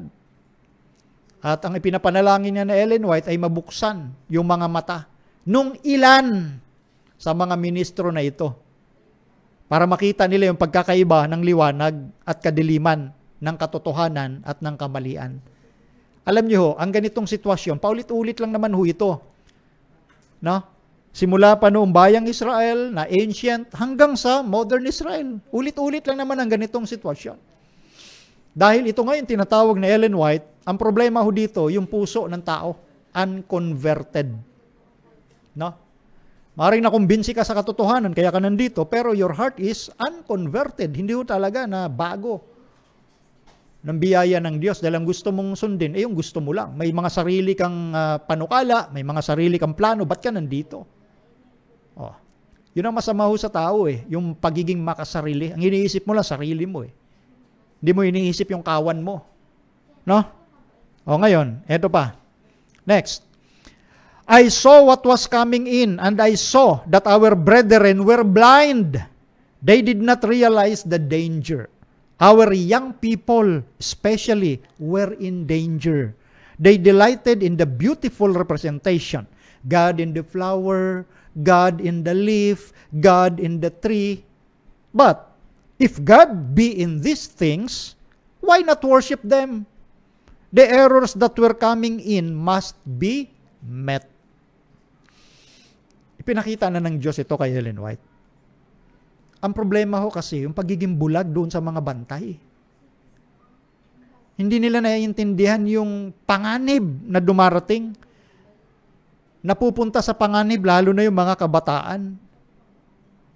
Kasi marami na ho, hindi na tinuturo talaga yung mga ganitong pangyayari noong nakaraan at yung doktrina na dapat ingatan. Ang tinuturo ngayon na lamang yung mga programang makapagbigay ng kiliti sa damdamin ng mga kabataan. Hindi kung paano sumunod ng lubusan sa Panginoon. Mga programang dala-dala ng emerging churches. Ako minsan hindi ko nakikita na yung mga programang yun, akala nyo ganun-ganun lang yun, pero ang pinaka-backdrop or background is about mysticism. Kaya kinakailangan mapagmasidho tayo, mapagbantay. Hindi yung nagkikibit balikat lang. Kasi ngayon, pag pinag-usapan na doktrina ngayon, halos inano yan eh. Kung baka kinaanto ka na sa mga churches natin yan eh. Sana napunta ang prinsipyo. Samantalang itong iglesyang ito yung sinasabi nga na Ellen White, God's depositary of God's truth. Dito ho, kumbaga, nakalagak yung mga katotohanan ng Diyos para ipangaral natin sa lahat. Pero ano nang nangyari? So binabalik natin kung ano yung nangyari noong nakaraan para hindi natin ulitin yung ganong kasaysayan. Na nakikiisa sa mga bagay ng sanglibutan. O, kita mo yung paniniwalang ito noon, God is in the flower. Pantheism nga ho ito, yung paniniwalang ang Diyos ay nasa lahat-lahat. Nasa bundok, sa mga bato, nasa mga dahon. Kaya kailang harapin, ayon kay Ellen White. Yung ganitong mga doktrinang kamalian. Pumapasok kahit saan ho ito eh. Lalo na ngayon sa ating postmodern culture. Pasok na pasok ho eh. Sila pa yung nangunguna ho dyan eh. Di ba?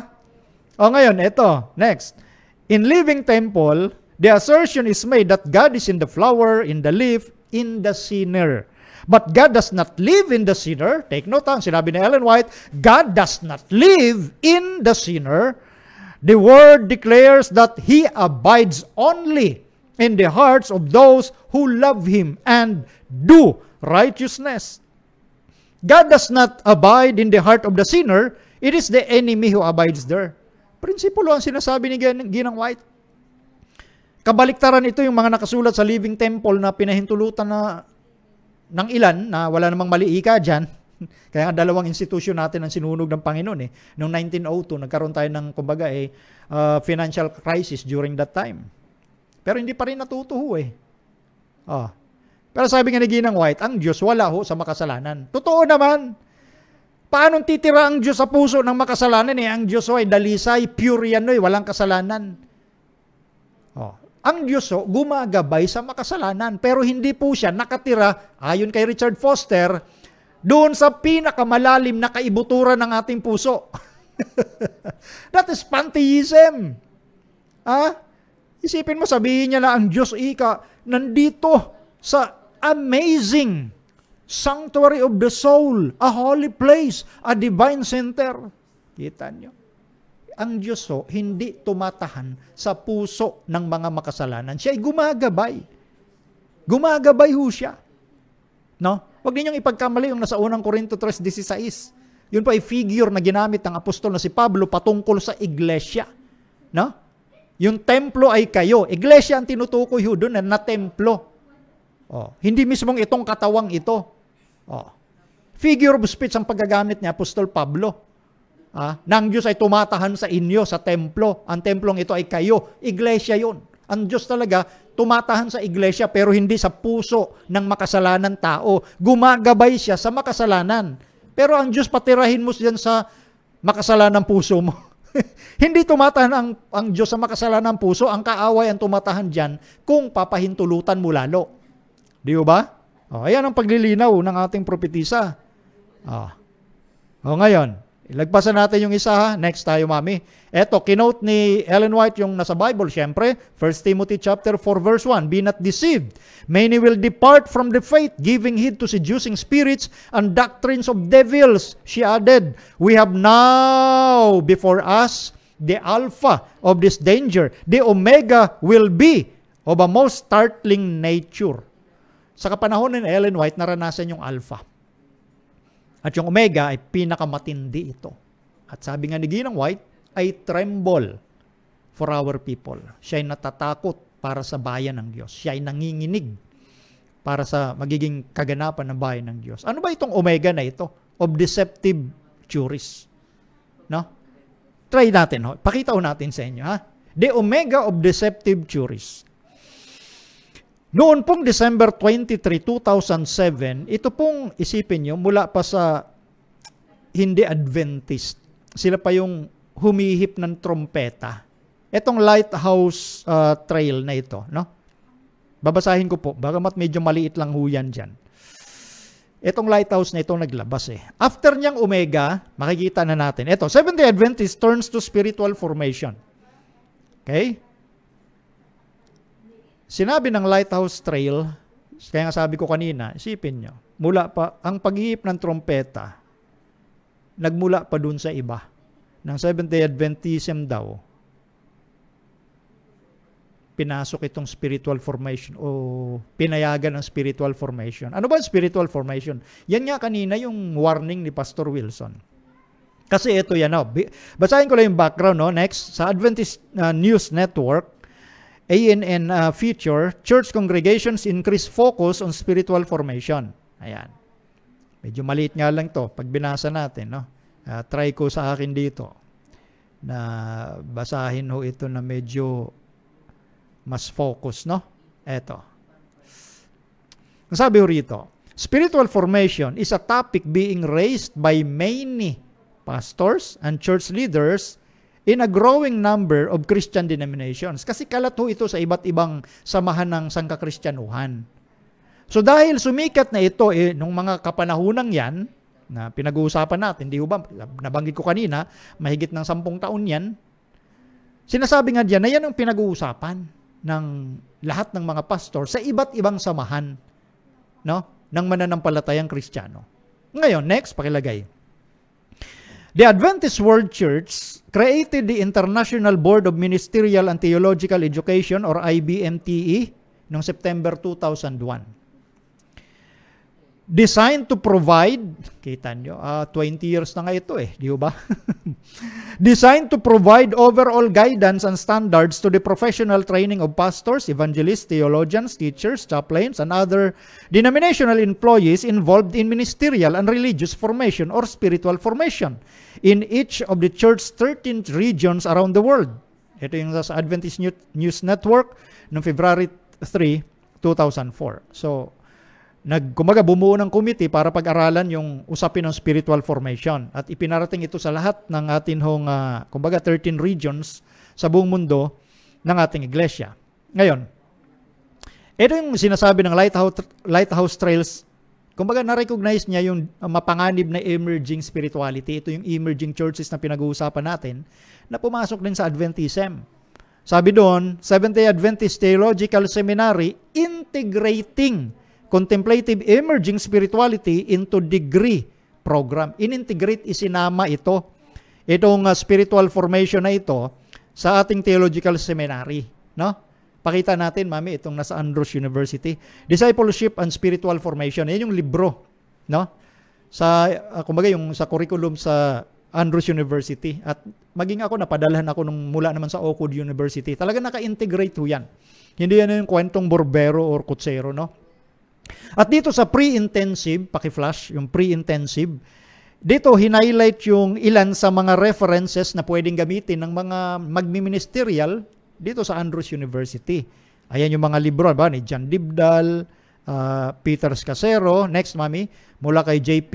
Moreland, at kay Richard Foster. Yan. Ito Sikat kasi si Richard Foster.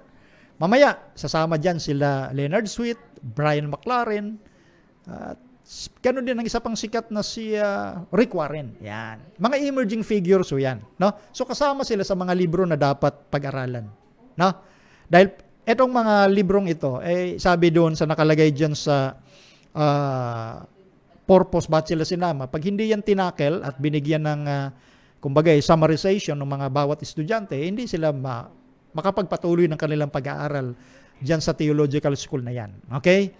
Ngayon, itong mga binanggit doon ng mga libro, kagaya ni Dr. John Dibdal, pansinin nyo paki-flash, yung kay Dr. John Dibdal, pansinin nyo ang sinasabi dyan.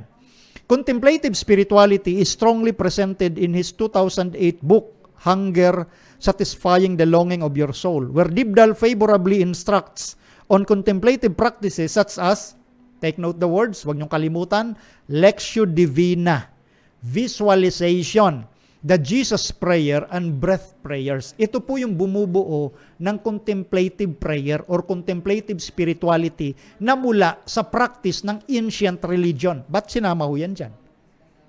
Bakit kailangan pag-aralan ng mga estudyante yan?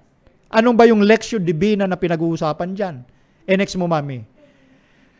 Ano ang Lectio Divina na part pala yan ng binabanggit na contemplative spirituality o sa spiritual formation o sa emerging church movement?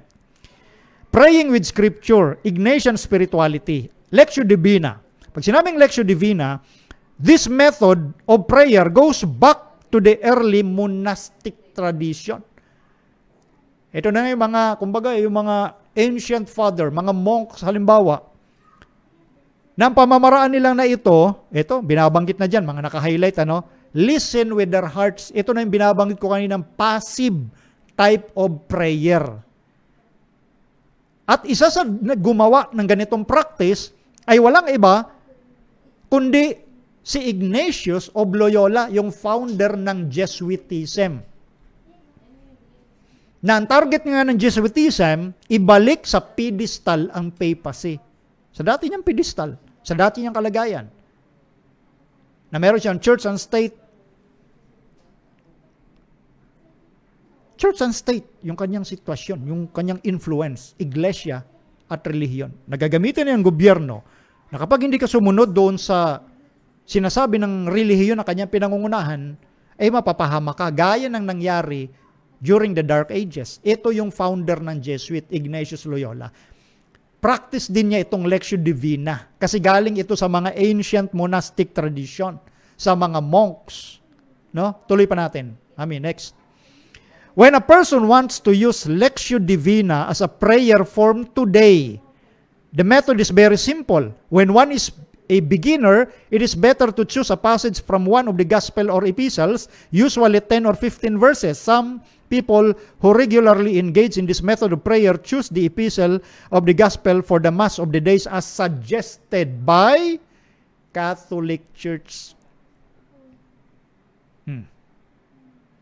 Kasi practice ito ng mga ancient mysticism, mga kapatid, mga kaibigan. Kaya kinakailangan nila, next, yung quiet place. At yan sa naka-highlight na red, if one wants to dialogue with God or Jesus in response to the word, one should follow the promptings of one's heart. Ito na nga yung practice nga ng ancient at ng tinatawag na Eastern religion, Hinduism especially, itong yoga. This is the passive type of prayer. Next, Lectio Divina. Babasahin ko po yung mga naka-highlight ng bold. This is done without discussion. Then a different person from the group would read the passage again with a pause for silence. Whether one prays individually or in a group, Lectio Divina is a flexible and easy way to pray. So ini-endorse sa ating mga theological school, especially ang Andrews University, ang ganitong practice, Lectio Divina. Ayon mismo, sa binasa natin mula kay Dr. John Dibdal. Again, ang pinag-uusapan natin dito, doktrina, hindi yung mga personal na tao. Okay? Bilang pagpapaliwanag lang. Okay, next, mami. Saint Ignatius Loyola invited a person when an individual made a retreat in the pattern of his spiritual exercises. Prayer method called contemplation. Matagal Saint Ignatius, yan ang ginagawa niya. Itong si Ignatius Loyola. Okay? tapos gustong ipasok sa Seventh-day Adventism. Again, dagdag na binabanggit doon sa mga kinakailangang references na dapat basahin ng magpapastor. Peter Scazzero. Ano naman si Peter Scazzero? Ito yung sabi, emotionally healthy spirituality, ginagamit sa Andrews, is a who's who of contemplative mystics and panentheists. Some of those he points readers are Basil Pennington, Tilden Edwards, Henry Nouwen, Mr. Eckhart, Teresa of Avila, and several others.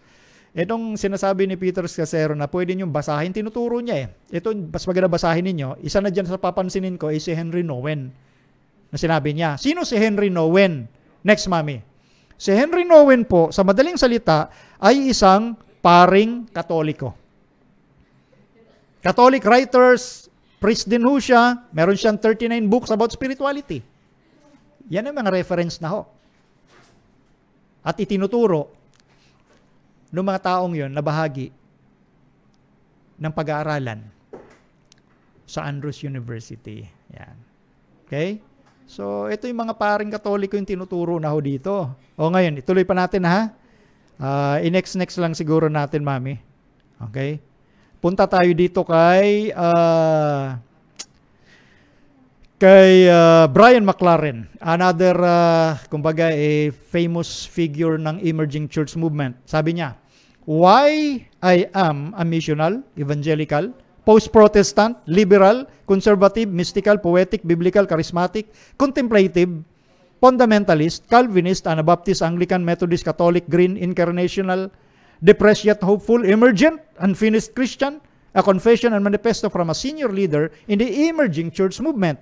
Kaya nabanggit dito lahat ni Pastor Brian McLaren ito na kahit saan siya pwede. Ito yung tinatawag din sa isang salita, pluralism. Pwede ka kahit saan dahil wala namang mali. Yung katotohanan kalat-kalat kasi, walang isang grupo o samahan na nagtataglay ng katotohanan. Kalat-kalat yan, so kahit saan pwede sila. Ang sabi niya, I discovered other Roman Catholic writers, 20th century writers such as Flannery O'Connor, Thomas Merton, Henry Nouwen, Romano Gordini, and Gabriel Marcel, as well as the medieval mystics and others. Pinag-aaralan talaga nila mga mystics. At isa sa napansin natin dito, si Thomas Merton. Aside kanina kay Henry Nouwen na isang sikat din na paring Katoliko. Sino si Thomas Merton? Next, mami. Si Thomas Merton din ay isang American Catholic writer and mystic. Yan. Catholic writer and mystic. At nung 1949, siya ay naordinahan bilang pare. No? Itong si Thomas Merton. At si Merton sumulat ng nasa 70 books about spirituality. At si Merton din, o Thomas Merton, ay proponent din po ng interfaith understanding. Ito pong interfaith, ito yung pagbibigay tulay sa iba't ibang pananampalataya. Siya po yung nanguna na makipag-usap sa isang prominent Asian figure na si Dalai Lama. Yan. Yun yung mga bahagi ni Thomas Merton. Ganito siya kasikat at kinikilala.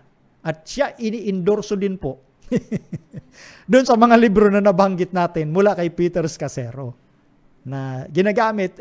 Kumbaga sunod-sunod na yan Reference mo ito at ang reference mong ito, magsasabi ito ang kunin nyo pang reference. So anong matututunan ngayon? Yung ating magdoktrina kulang para maghanap ng ibang mga pamamaraan or methodology para matutunan natin ang spirituality. Di ba? Ang Biblia ay sapat na. Di ba? Ngayon, tuloy natin. Ito si Dalai Lama. Yan yung kumbaga, isa sa proponent na nakipag-uusap dyan. Itong yung paring si Thomas Merton. No? At si Dalai Lama, napalapit na ho sa Vatican. Ayan ho. Ngayon, ito si Brian McLaren, mami, paki-flash. Yan. Yung Brian McLaren, ganyan siya kasikat May mga libro niya actually, binebenta sa isang website yung bumuo ng website na Adventist din. Advent Source, yan nakalagay. Ang libro niya, The Church on the Other Side. Di ho ba? Binibenta sa ating ilan sa mga website. Siyempre, hindi naman church ang gumawa niyan, yung iba. Pero ang point pa rin, mga Adventist din ang tumatangkilik sa kanya. Ngayon, balik tayo kay Richard Foster. Foster comments on the companion to the spiritual exercises of St. Ignatius, yung founder ng Jesuit. Mami, next. Yan. This book of reflections, ayon kay Richard Foster, na nagsabi, meron tayong portable sanctuary.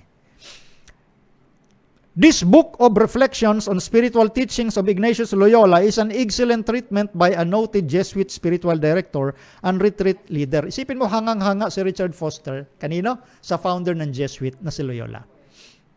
Yan o, magkakarugtong ho yan mga kapatid at mga kaibigan. No? Ang sabi pa niya, next, we must be willing to go down into the recreating silences, into the inner world of contemplation. In the writings, all of the masters of meditation strive to awaken us to the fact that the universe is much larger than we know, that there are vast, unexplored inner regions that are just as real as the physical world we know so well. They call us to the adventure, to be pioneers in the frontier of the spirit. Yan. Di ba? Ito yung pinopromote nila. Recreating silences. Ito na nga yung contemplative prayer. Huwag kayo masyadong malito. Iba-ibang mga terminology, gaya ng binasa natin kanina, pero iisa ang methodology ng mga yan. Again, this is the passive type of prayer na adopted from Eastern religions such as Hinduism and Buddhism. So on and so forth. No? Adopted ng Roman Catholicism, inatab ng mga evangelicals na sumikat, na binanggit ko na kanina, at tinatanggap sa ilan sa mga theological school at ilan sa mga local churches ng Adventism.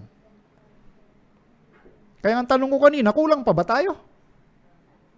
Hindi ba sapat ang Bible and Spirit of Prophecy? Tuloy natin, ha? Next. Etong si Richard Foster is one of the gurus of the present spiritual formation movement in America. Ayan. Doon sa kanyang inilabas na DVD, sinabi nga niya doon, this silence is like a portable sanctuary where all carry around with us the presence of God. Tingnan, dala-dala niyo Diyos kahit saan pumunta. Do you see the significance of this remark? It reveals the belief of all that practice spiritual formations, contemplative, mystical prayer, including those in the Seventh-day Adventist Church. Satan's deception has led them to believe they have been in Jesus' presence, and many have heard His voice. To them, it is as if they were carrying around with them a portable sanctuary. If we carry with us a portable sanctuary and have Jesus speak to us anytime we enter into the silence, who needs the sanctuary in heaven? Or for that matter, who needs the Seventh-day Adventist Church to tell to the world that Jesus is in the most holy place of heaven's sanctuary? What does it matter that Jesus entered the most holy place? There would be no need for a most holy place, for they always carry Jesus with them in their heart's sanctuary, all their own. Okay? With Jesus available when needed. All they have to do is slip into the silence to conjure Him up to do their bidding. Bakit pa nga naman kailangan pa yung doktrina ng sanctuary na nandun si Jesus? E dala-dala na naman natin pala itong portable sanctuary. Yan ang purpose ng pantheism. Iniiba lang nila, kumbaga may mga Ricardo, bumagsak na ang pantheism during the time of Ellen White, bumabangon pa rin yan. Recycle lang ho yung mga doktrina ni Satanas at kumbaga, binudburan lang ng ilang mga terminology. No? Binabalutan lang. Kaya ingat po kayo mga kapatid, mga kaibigan. Ito po yung pinagmumulan ng pagtalikod. Apostasy. Binanggit na yung pasimula, yung alpha, during the time of Ellen White, na kung saan inilabas yung libro ni Dr. Kellogg. Naging may impluensya yun doon sa Battle Creek Sanitarium. At na-impluensyahan yung management ng Review and Herald. Kaya sinunog ng Panginoon yung dalawang institusyon.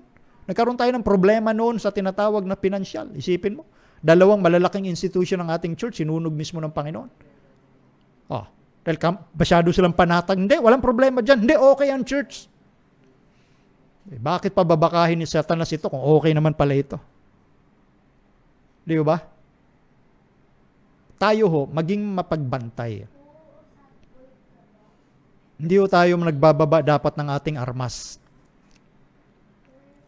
Kaya, alam nyo, dinadala natin yung ganitong paraan ng pagtalakay para maintindihan po ninyo na yung nagaganap ngayon, especially dito sa dalawang global crisis, again, pandemic and climate change, yung mga isipan ho dyan, yung mga filosofiya ho dyan, hubog na kumbaga, nahubog na. Na huwag magtaka, lalo na yung mga kapatid, bakit may mga ganitong espiritong lumilitaw ngayon? Nahuhubog na ho ang isip. Yung tipong nagiging palagay na walang problema, walang dapat katakutan dahil ang tiwala nila ay nasa tao, inaral ni Ika yan ng mga tao, kaya sundin nyo na lang yung sinasabi. Pero pag binasa nyo ang Bible and Spirit of Prophecy, iba eh. Ang laki ng pagkakaiba. It is direct opposite na sinasabi ng tao, sinasabi ng iba, tapos blended, amalgamated with worldly opinions. Huwag na ho kayong magtaka mga kapatid. Dahil yan ay bahagi ng propesiya. Nasa omega na ho tayo. Ito na yung katapusan ho. Nandito na yung mga tanda na ang mark of the beast ay malapit ng ipatupad. Hindi natin alam anong petsa, anong araw, anong taon, pero nandyan na ho yung tinatawag na pagbubuhos ng kanilang puwersa, ang pakikisa ng mga world leaders. Kaya yung philosophy na ito na sinimulan pa noon para sa church, laganap na ho ito, hindi, may babasahin ho ako sa inyo sa dulo, na sinabi mismo ng isang emerging figure. Ang nangyayari ho ngayon, hindi na ho yung usaping pang-secular, usaping pang-relihiyon. Tuloy natin ha. Ito, binasa na natin kanina kay Leonard Sweet. Alam nila na ang sangkakristyanuhan talaga, ibig sabihin, nasa plano nila ho ito. Okay? That the Christian of tomorrow will be a mystic. Nasa plano ho nila yan. Alam nila kung ano yung dapat nilang gawin. At on the dot ho sila. Nakukuha nila yung kanilang gusto.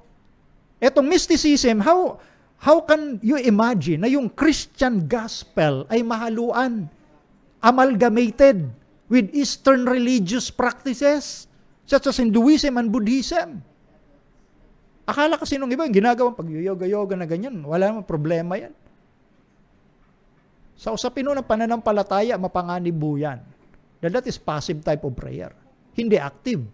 Kaya nga gusto ng Diyos gamitin natin ang ating isip, especially the analytic one, the reasoning one, na base sa evidence. Hindi base lang sa bibig ng tao. Pag sinabi ba ng tao, yun na dapat sundin? Tao ho tingnan nyo yung Bible and Spirit of Prophecy. Gusto ko kasi nila na, hindi, maniwala na lang tayo kasi hindi naman papayagan ng Diyos na maging ganyan yan kung hindi naman talaga gusto ng Diyos yan. Alam niyo, gusto nila mangyari, alisin natin yung ating utak. Huwag na tayong mag-isip. Yun ang gusto nila. Sumunod ka na lang. Yan ho ang gusto nila. Kaya tayo, it is always, thus saith the Lord. Kung ano sinabi ng Panginoon. Di ba? Doon lang tayo magiging safe. Obedience. Yung pagsunod sa sinabi ng Diyos. Ngayon, eto ho. Etong si Leonard Sweet, pakilagay mami, isa ito sa paboritong imbitahan na speaker ng ating ilan sa mga local conferences, especially sa North American Division. Yan. Si Leonard Sweet, Brian McLaren, Richard Foster, maging itong si Rick Warren, no? O ngayon, ang naging produkto nila Leonard Sweet at ng ibang mga emerging figures ay itong nabuong project, The One Project noong 2014. Paki-flash, yan yung The One Project. Napansin niyo ang title, Jesus, period, all period. Sino-sino ang bumubuo niyan? Next. Ito yung mga board members niyan. Kumbaga mga leader ng church natin doon sa Amerika, sa ilang part ng Amerika. Ang kanilang president dyan sa The One Project ay si Pastor Alex Bryan. Mga kabataan pa. Sila Sam Leonor, mga mga kumbaga chaplain sa La Sierra University at iba't iba pa. Sila yung mga naging produkto ng turo nila Leonard Sweet, no? Tingnan nyo ha. Kaya invited nila si Leonard Sweet maging speaker. Next, mami. Ayan o, nakita ninyo, bagamat maliliit lang yan. Naka-aro, ayan o, Leonard Sweet, isa sa mga invited speaker nila. At next, ayan, si Pastor Alex Bryan sa Kettering College President, nandyan din si Leonard Sweet. Okay? At next, etong ito, yung ginagamit ni Pastor Alex Bryan, isa din sa mga libro ni Brian McLaren. At ang sabi, itong nakapukaw ng aking pansin sa sinabi ni Pastor Alex Bryan, no? Sabi niya rito, medyo maliit lang, mami, inex mo. Pinalakihan ko, yan. Ang sabi niya, I fear theology because it can be toxic, divisive, hateful, anti-relational, and very much not creative or imaginative. This strikes me as a cruel, as the Creator and His creation are the relational subjects of theology. Ano sabi? Ayaw niya sa theology. Dahil ang theology daw, toxic. Nagdudulot yan ng pagtatalo-talo, divisive yan eh. Pagkakahati-hati, galit, hindi maayos na relasyon. Yan ang natutunan nila sa mga emerging figures Kaya nagpaparami yung mga ilan sa mga emerging figures, mga evangelicals, ang bilis nila magparami. So yung iba sa ating mga unguarded youth, especially nagmi-ministerial, gusto nilang gayahin yung mga pamamaraan ng mga imaging figures na yon. Yun lang yung ilan sa mga malalaking nabanggit ko, pero marami pa yan. Ginagaya nila. At sila yung ginagawa nilang, kumbaga, ideal kung paano magparami ng miyembro. At sa pagpaparami ng miyembro, kinakailangang ibaba mo, i-compromise mo yung truth dyan. No? Hindi ka dadaan doon sa standard na sinasabi nila, obsolete, luma na. Masyadong makaluma pa. So gagamitan nila ng mga bagong taktika, yung mga pang-sosyal ang dating.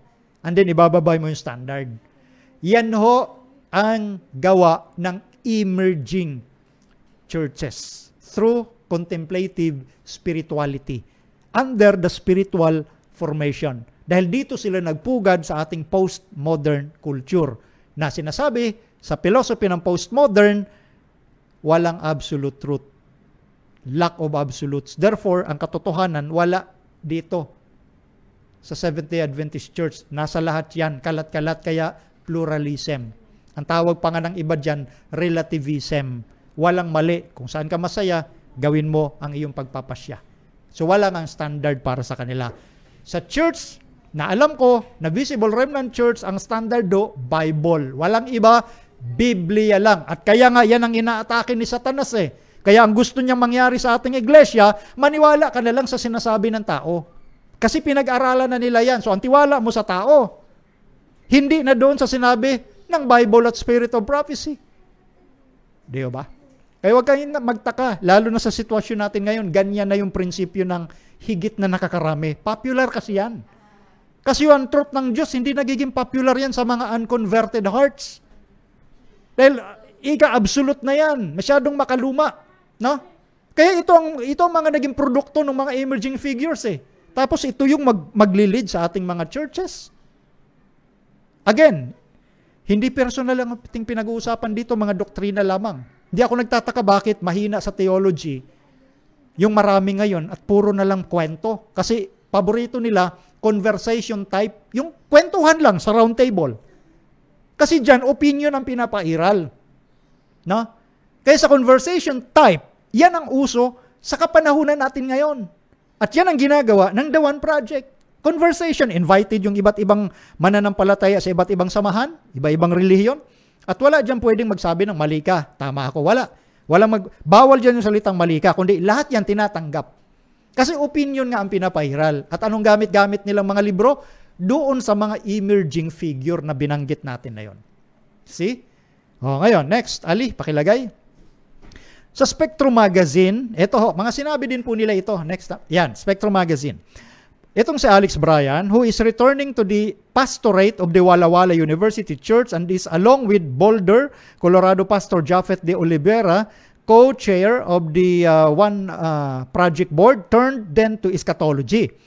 Reflecting on the signature Adventist passage of Revelation 14:6-12, the three angels' messages, it speaks of the mark of the beast as well as of the faith of Jesus. Bryan said that our interpretation may lead to paranoia or paralysis. Isipin nyo. Kaya nga po, hindi nila pinapangaral yung three angels messages kasi yan, yung laman ikan yan, magdudulot lang, kung ipapangaral mo ang mark of the beast, magdudulot yan ng paranoia at paralysis. Ibig sabihin, magiging paranoid lang yung makakarinig yan. So, anti-relational, kaya that's why sinabi niya, I fear theology because it can be toxic, divisive, hateful, anti-relational. So, iba na yung prinsipyo nila, pero sila ay nasa church. That's why nag-warning nga po ang ating president. Dahil sa mga bagay na ito. So, anong aasahan mo sa mga susunod na mga tuturuan nila? Ganyan na rin. Ganyan na rin ho. Iba-baba yung standard. Ito naman si Pastor Sam Leonor. Next. Later on, the first day Sam Leonor, chaplain at La Sierra University, returned to the theme of eschatology. In-time charts don't fit with Jesus' insistence. Sa madaling salita, hindi po nila pinapaniwalaan at binabaliwala nila yung eschatology ng ating iglesia.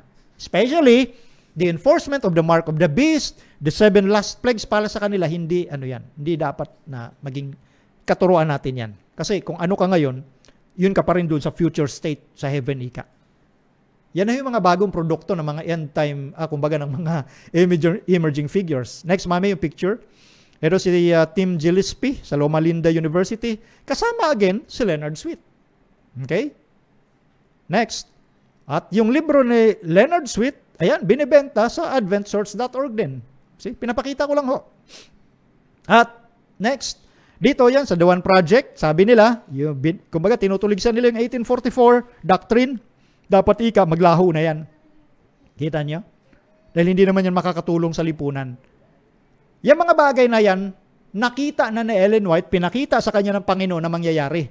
Eto, balikan natin sinabi ni Ellen White, Selected Messages, Book 1, page 204. The enemy of souls has sought to bring in the supposition that a great reformation was to take place among Seventh-day Adventists and that reformation would consist on giving up the doctrines which stand as the pillars of our faith.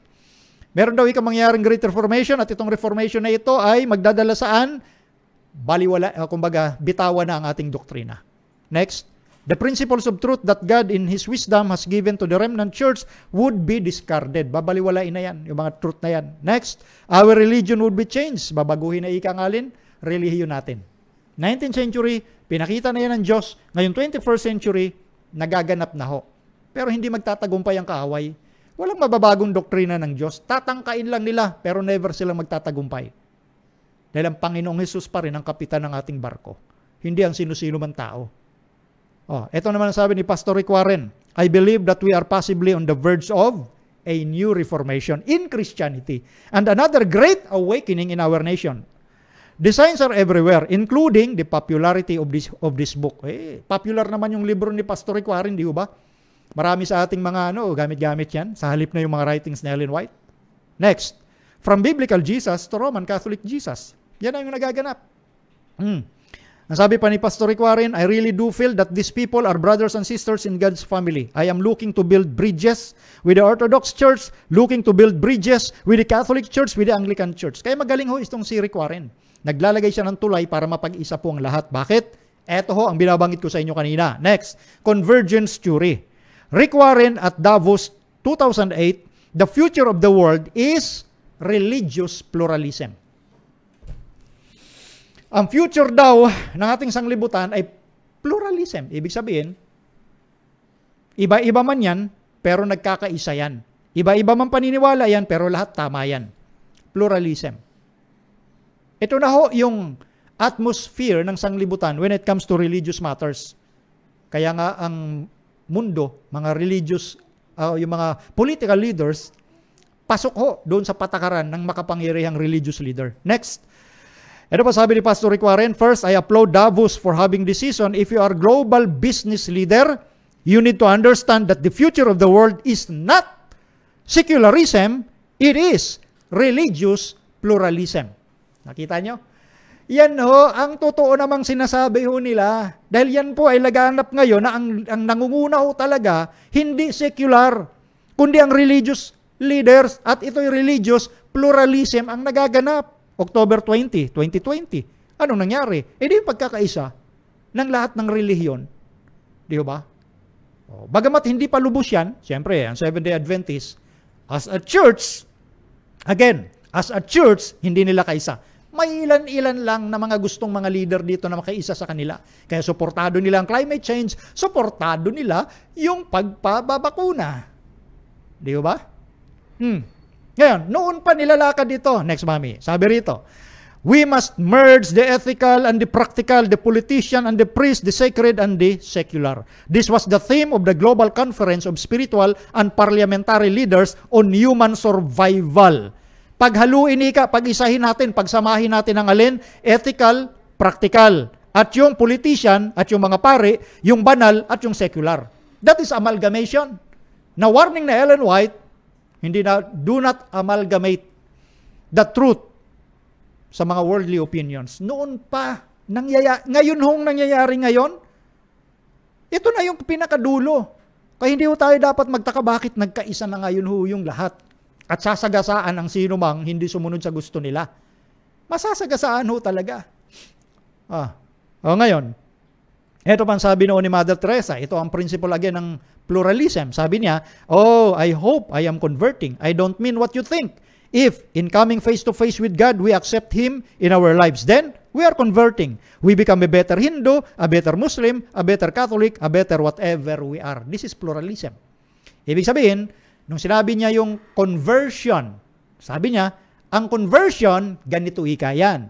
Kung ikaw ay Catholic, magiging mabuti kang Catholic. Kung ikaw ay Muslim, magiging mabuting Muslim. Kung ikaw ay Hindu, magiging mabuting Hindu ka. Kung ano man ang kinabibilangan mong pananampalataya, magiging mabuti ka sa kinabibilangan mong pananampalataya. Sa madaling salita, lahat naman yan ay tama. Magpakabuti ka lang kahit saan ka. That is pluralism. So dito lumalabas, hindi ho dapat kayo magpapaniwala sa mga nangangaral ng sinasabing katotohanan. Dahil ang katotohanan, nasa lahat. Dapat pag-isahin na lang. Because belongingness is more important than believing. Yan ang postmodern culture ho ngayon.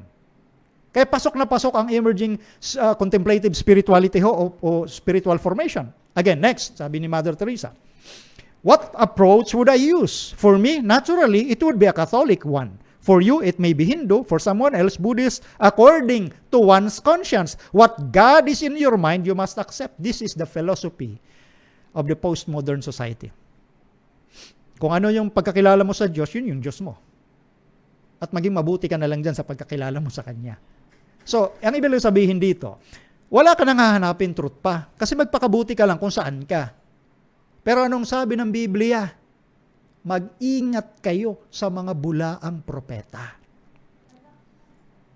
Aakayin ng bulag, yung kapwa nila bulag. At pareho ika silang mahuhulog sa hukay. Next 2 slides. Magtatapos na ho tayo. Sabi ni Ginang White, often, take note, often, the professed followers of Christ are found with hearts hardened and eyes blinded because they do not obey the truth. In their self-confidence, they suppose what their way is the way of wisdom, or that their way is the way of wisdom. They are not particular to follow the path that God has marked out. They declare that circumstances alter cases. Madalas ika, yung mga nagsasabing tagasunod ni Kristo ay natatagpo ang matigas ang puso at mga bulag dahil hindi sila sumusunod sa katotohanan. Sa kanilang tiwala, sa kanilang sarili, iniisip nila na yung kanilang kapamaraanan ay kapamaraanan ng karunungan. Binabaliwala nila na sundin yung daan na inilatag ng Diyos. Dahil ano daw? Circumstances alter cases. Ibig sabihin, yung mga kaganapan, nagbabago yan. Kumbaga, nababago ng kaganapan yung mga sinasabi o mga case na inilatag ng Diyos. Halimbawa, ulitin ko na naman. Ano ang layunin? Ayon sa Spirit of Prophecy, binabasa ko pong lahat yun. Malinaw naman yun, there is no gray area. Ano ang layunin? Bakit itinayo ang ating mga sanitariums? Ano ang gagamiting kapamaraanan ng panggagamot? Ayon sa Diyos, natural remedies. Pero bakit iba na naging laboratory medicines? Because circumstances ika alter cases. Bakit ang Israel, sa halip na Diyos dapat ang hari nila, humingi pa ng hari? Pinayagan ng Diyos, bagamat ayaw ng Diyos. Kasi yun ang gusto ng tao. Kaya, nagkaroon ng mga hari ang Israel at yun ang pasimulan ng kanyang pagbagsak. Hindi yung ibig sabihin na pinahintulutan ng Diyos ay gusto na ng Diyos. Pinahintulutan na maiba yung gusto ng Diyos, especially sa ating mga sanitariums, because, according sa writings ni Ellen White, circumstances alter cases. Iyan ang nakasanayan eh. Di doon na lang tayo. Nakasanayan na eh. Pero tanong, yan ba yung inilatag ng Diyos? Sabi nga dito, they are not particular to the path that God has marked out. Kaya wag tayo basta-basta magpapaniwala ho. Dahil hindi pinag-aralan naman ng lahat to eh. Ayos naman yan eh. Mga anak naman sila, hindi ko question ng mga anak ng Diyos. Wala ho akong hinahatulan dito. Ang sinasabi ko, principle. Kung anong sinabi ng Diyos, doon tayo. Gusto natin maging safe. Kaya nga, obedience ang mahalaga eh. Yung pagsunod sa liwanag na inilatag ng Diyos. Wala pinag-iba ho doon din sa naganap sa karanasan ng Israel in ancient time. May inilatag ho ang Diyos, pero iniiba ng tao. And then nakasanayan na lang yon. Ay ganun din sa ating panahon, nakasanayan na lang natin. Pero hindi yan yung sinabi ng Diyos. Maliwanag yun sa writings ni Ellen White. Sabi nga ng iba, kahit paikot-ikutin pa yan. Maliwanag ho yun eh. Ngayon, next, ito. And when Satan tempts them to follow worldly principles, they yield. And making crooked paths for their feet, they lead others astray. Kita nyo?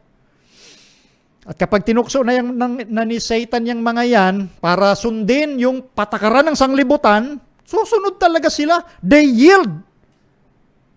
At yung daan, binabaluktot nila ng kanilang mga paa. At pinapangunahan din nila yung iba para lumakad doon sa baluktot na daan. See? Kaya sabi ko sa inyo, huwag ko kayong magtaka. Bakit ganito yung nagaganap sa atin pong kasalukuyang kapanahunan? Dahil sa religious world, nilatag na ho nila yan. Na magkaroon ng isang thinking, ng isang philosophy, dahil lahat naman yan, sa Diyos naman lahat yan, mga taong yan, mga mahal ng Diyos yan. Of course, wala namang question doon sa pagmamahal ng Diyos yan. Tanong, yan ba yung sinabi ng Diyos na dapat sundin? Sinabi ba ng Diyos to compromise? That mag-akbayan na lang tayo, group hug is enough, yan na lang ba tayo? Hindi. Bakit pa magwa-warning ang Biblia na mag-iingat sa mga bulaang propeta? Kung magiging sa huling araw pala, okay na lang yung group hug. Belongingness is more important than believing. Hindi na sana nagbabala ang Panginoon, di ba? Ba't pa kanya kailangan magpasulat sa kanya mga alagad na mag-ingat kayo, huwag kayo madaya ni inuman.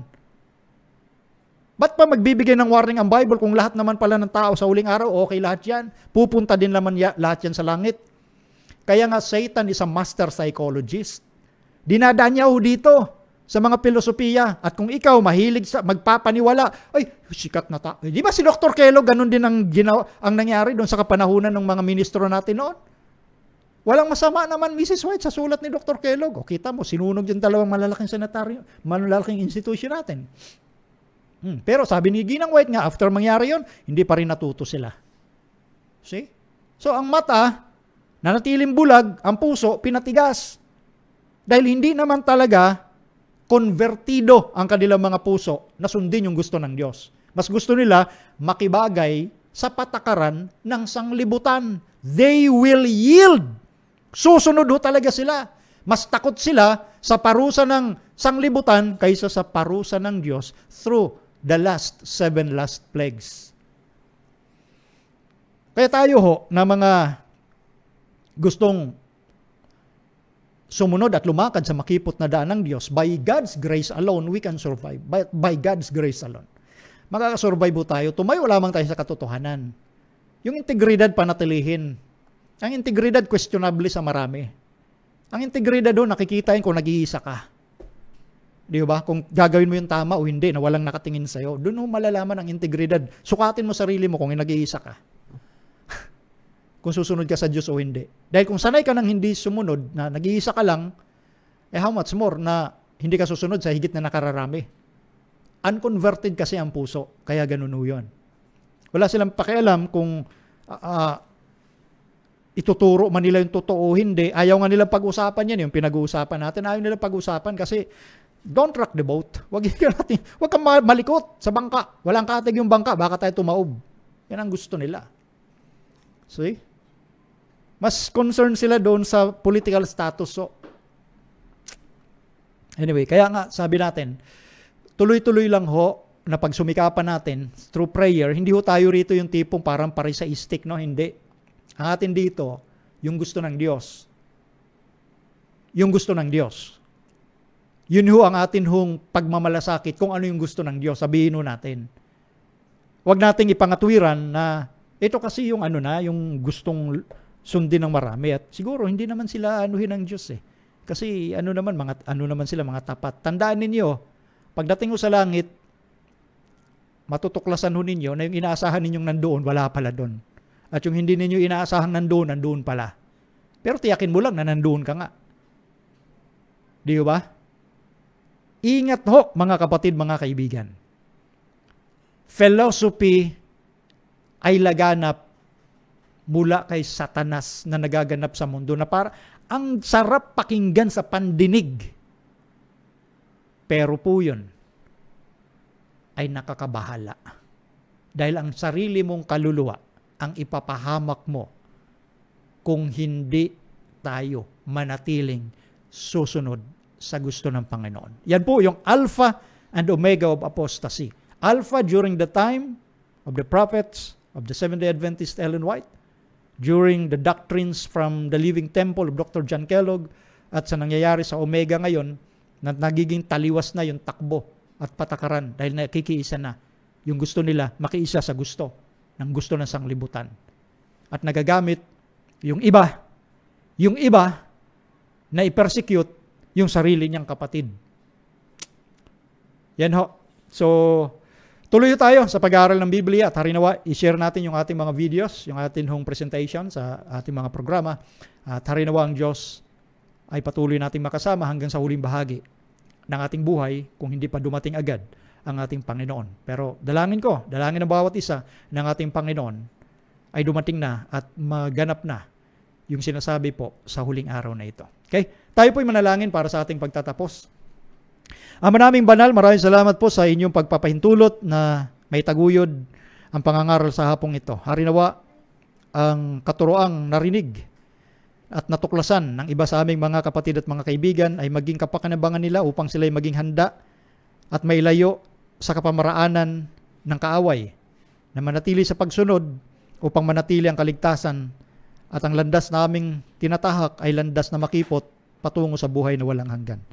Salamat sa bendisyon at pagpapala sa bawat isa sa pangalan ng Panginoong Hesus. Amen. Okay po. So yun po yung ating programa ngayon at tatapusin na agad ho natin. At ako po yung nagpapasalamat sa inyong walang sawang pagsubaybay sa bumubuo po ng Reasons of Faith Media Ministry, ang aking mga nakaagapay, ang aking may bahay, Maiden Sarmiento bilang technical, at ang aking anak, Princess Alia Sarmiento. Ito po si Brother Melvin Sarmiento na nagsasabing pagpalain tayong lahat ng ating Panginoong Diyos.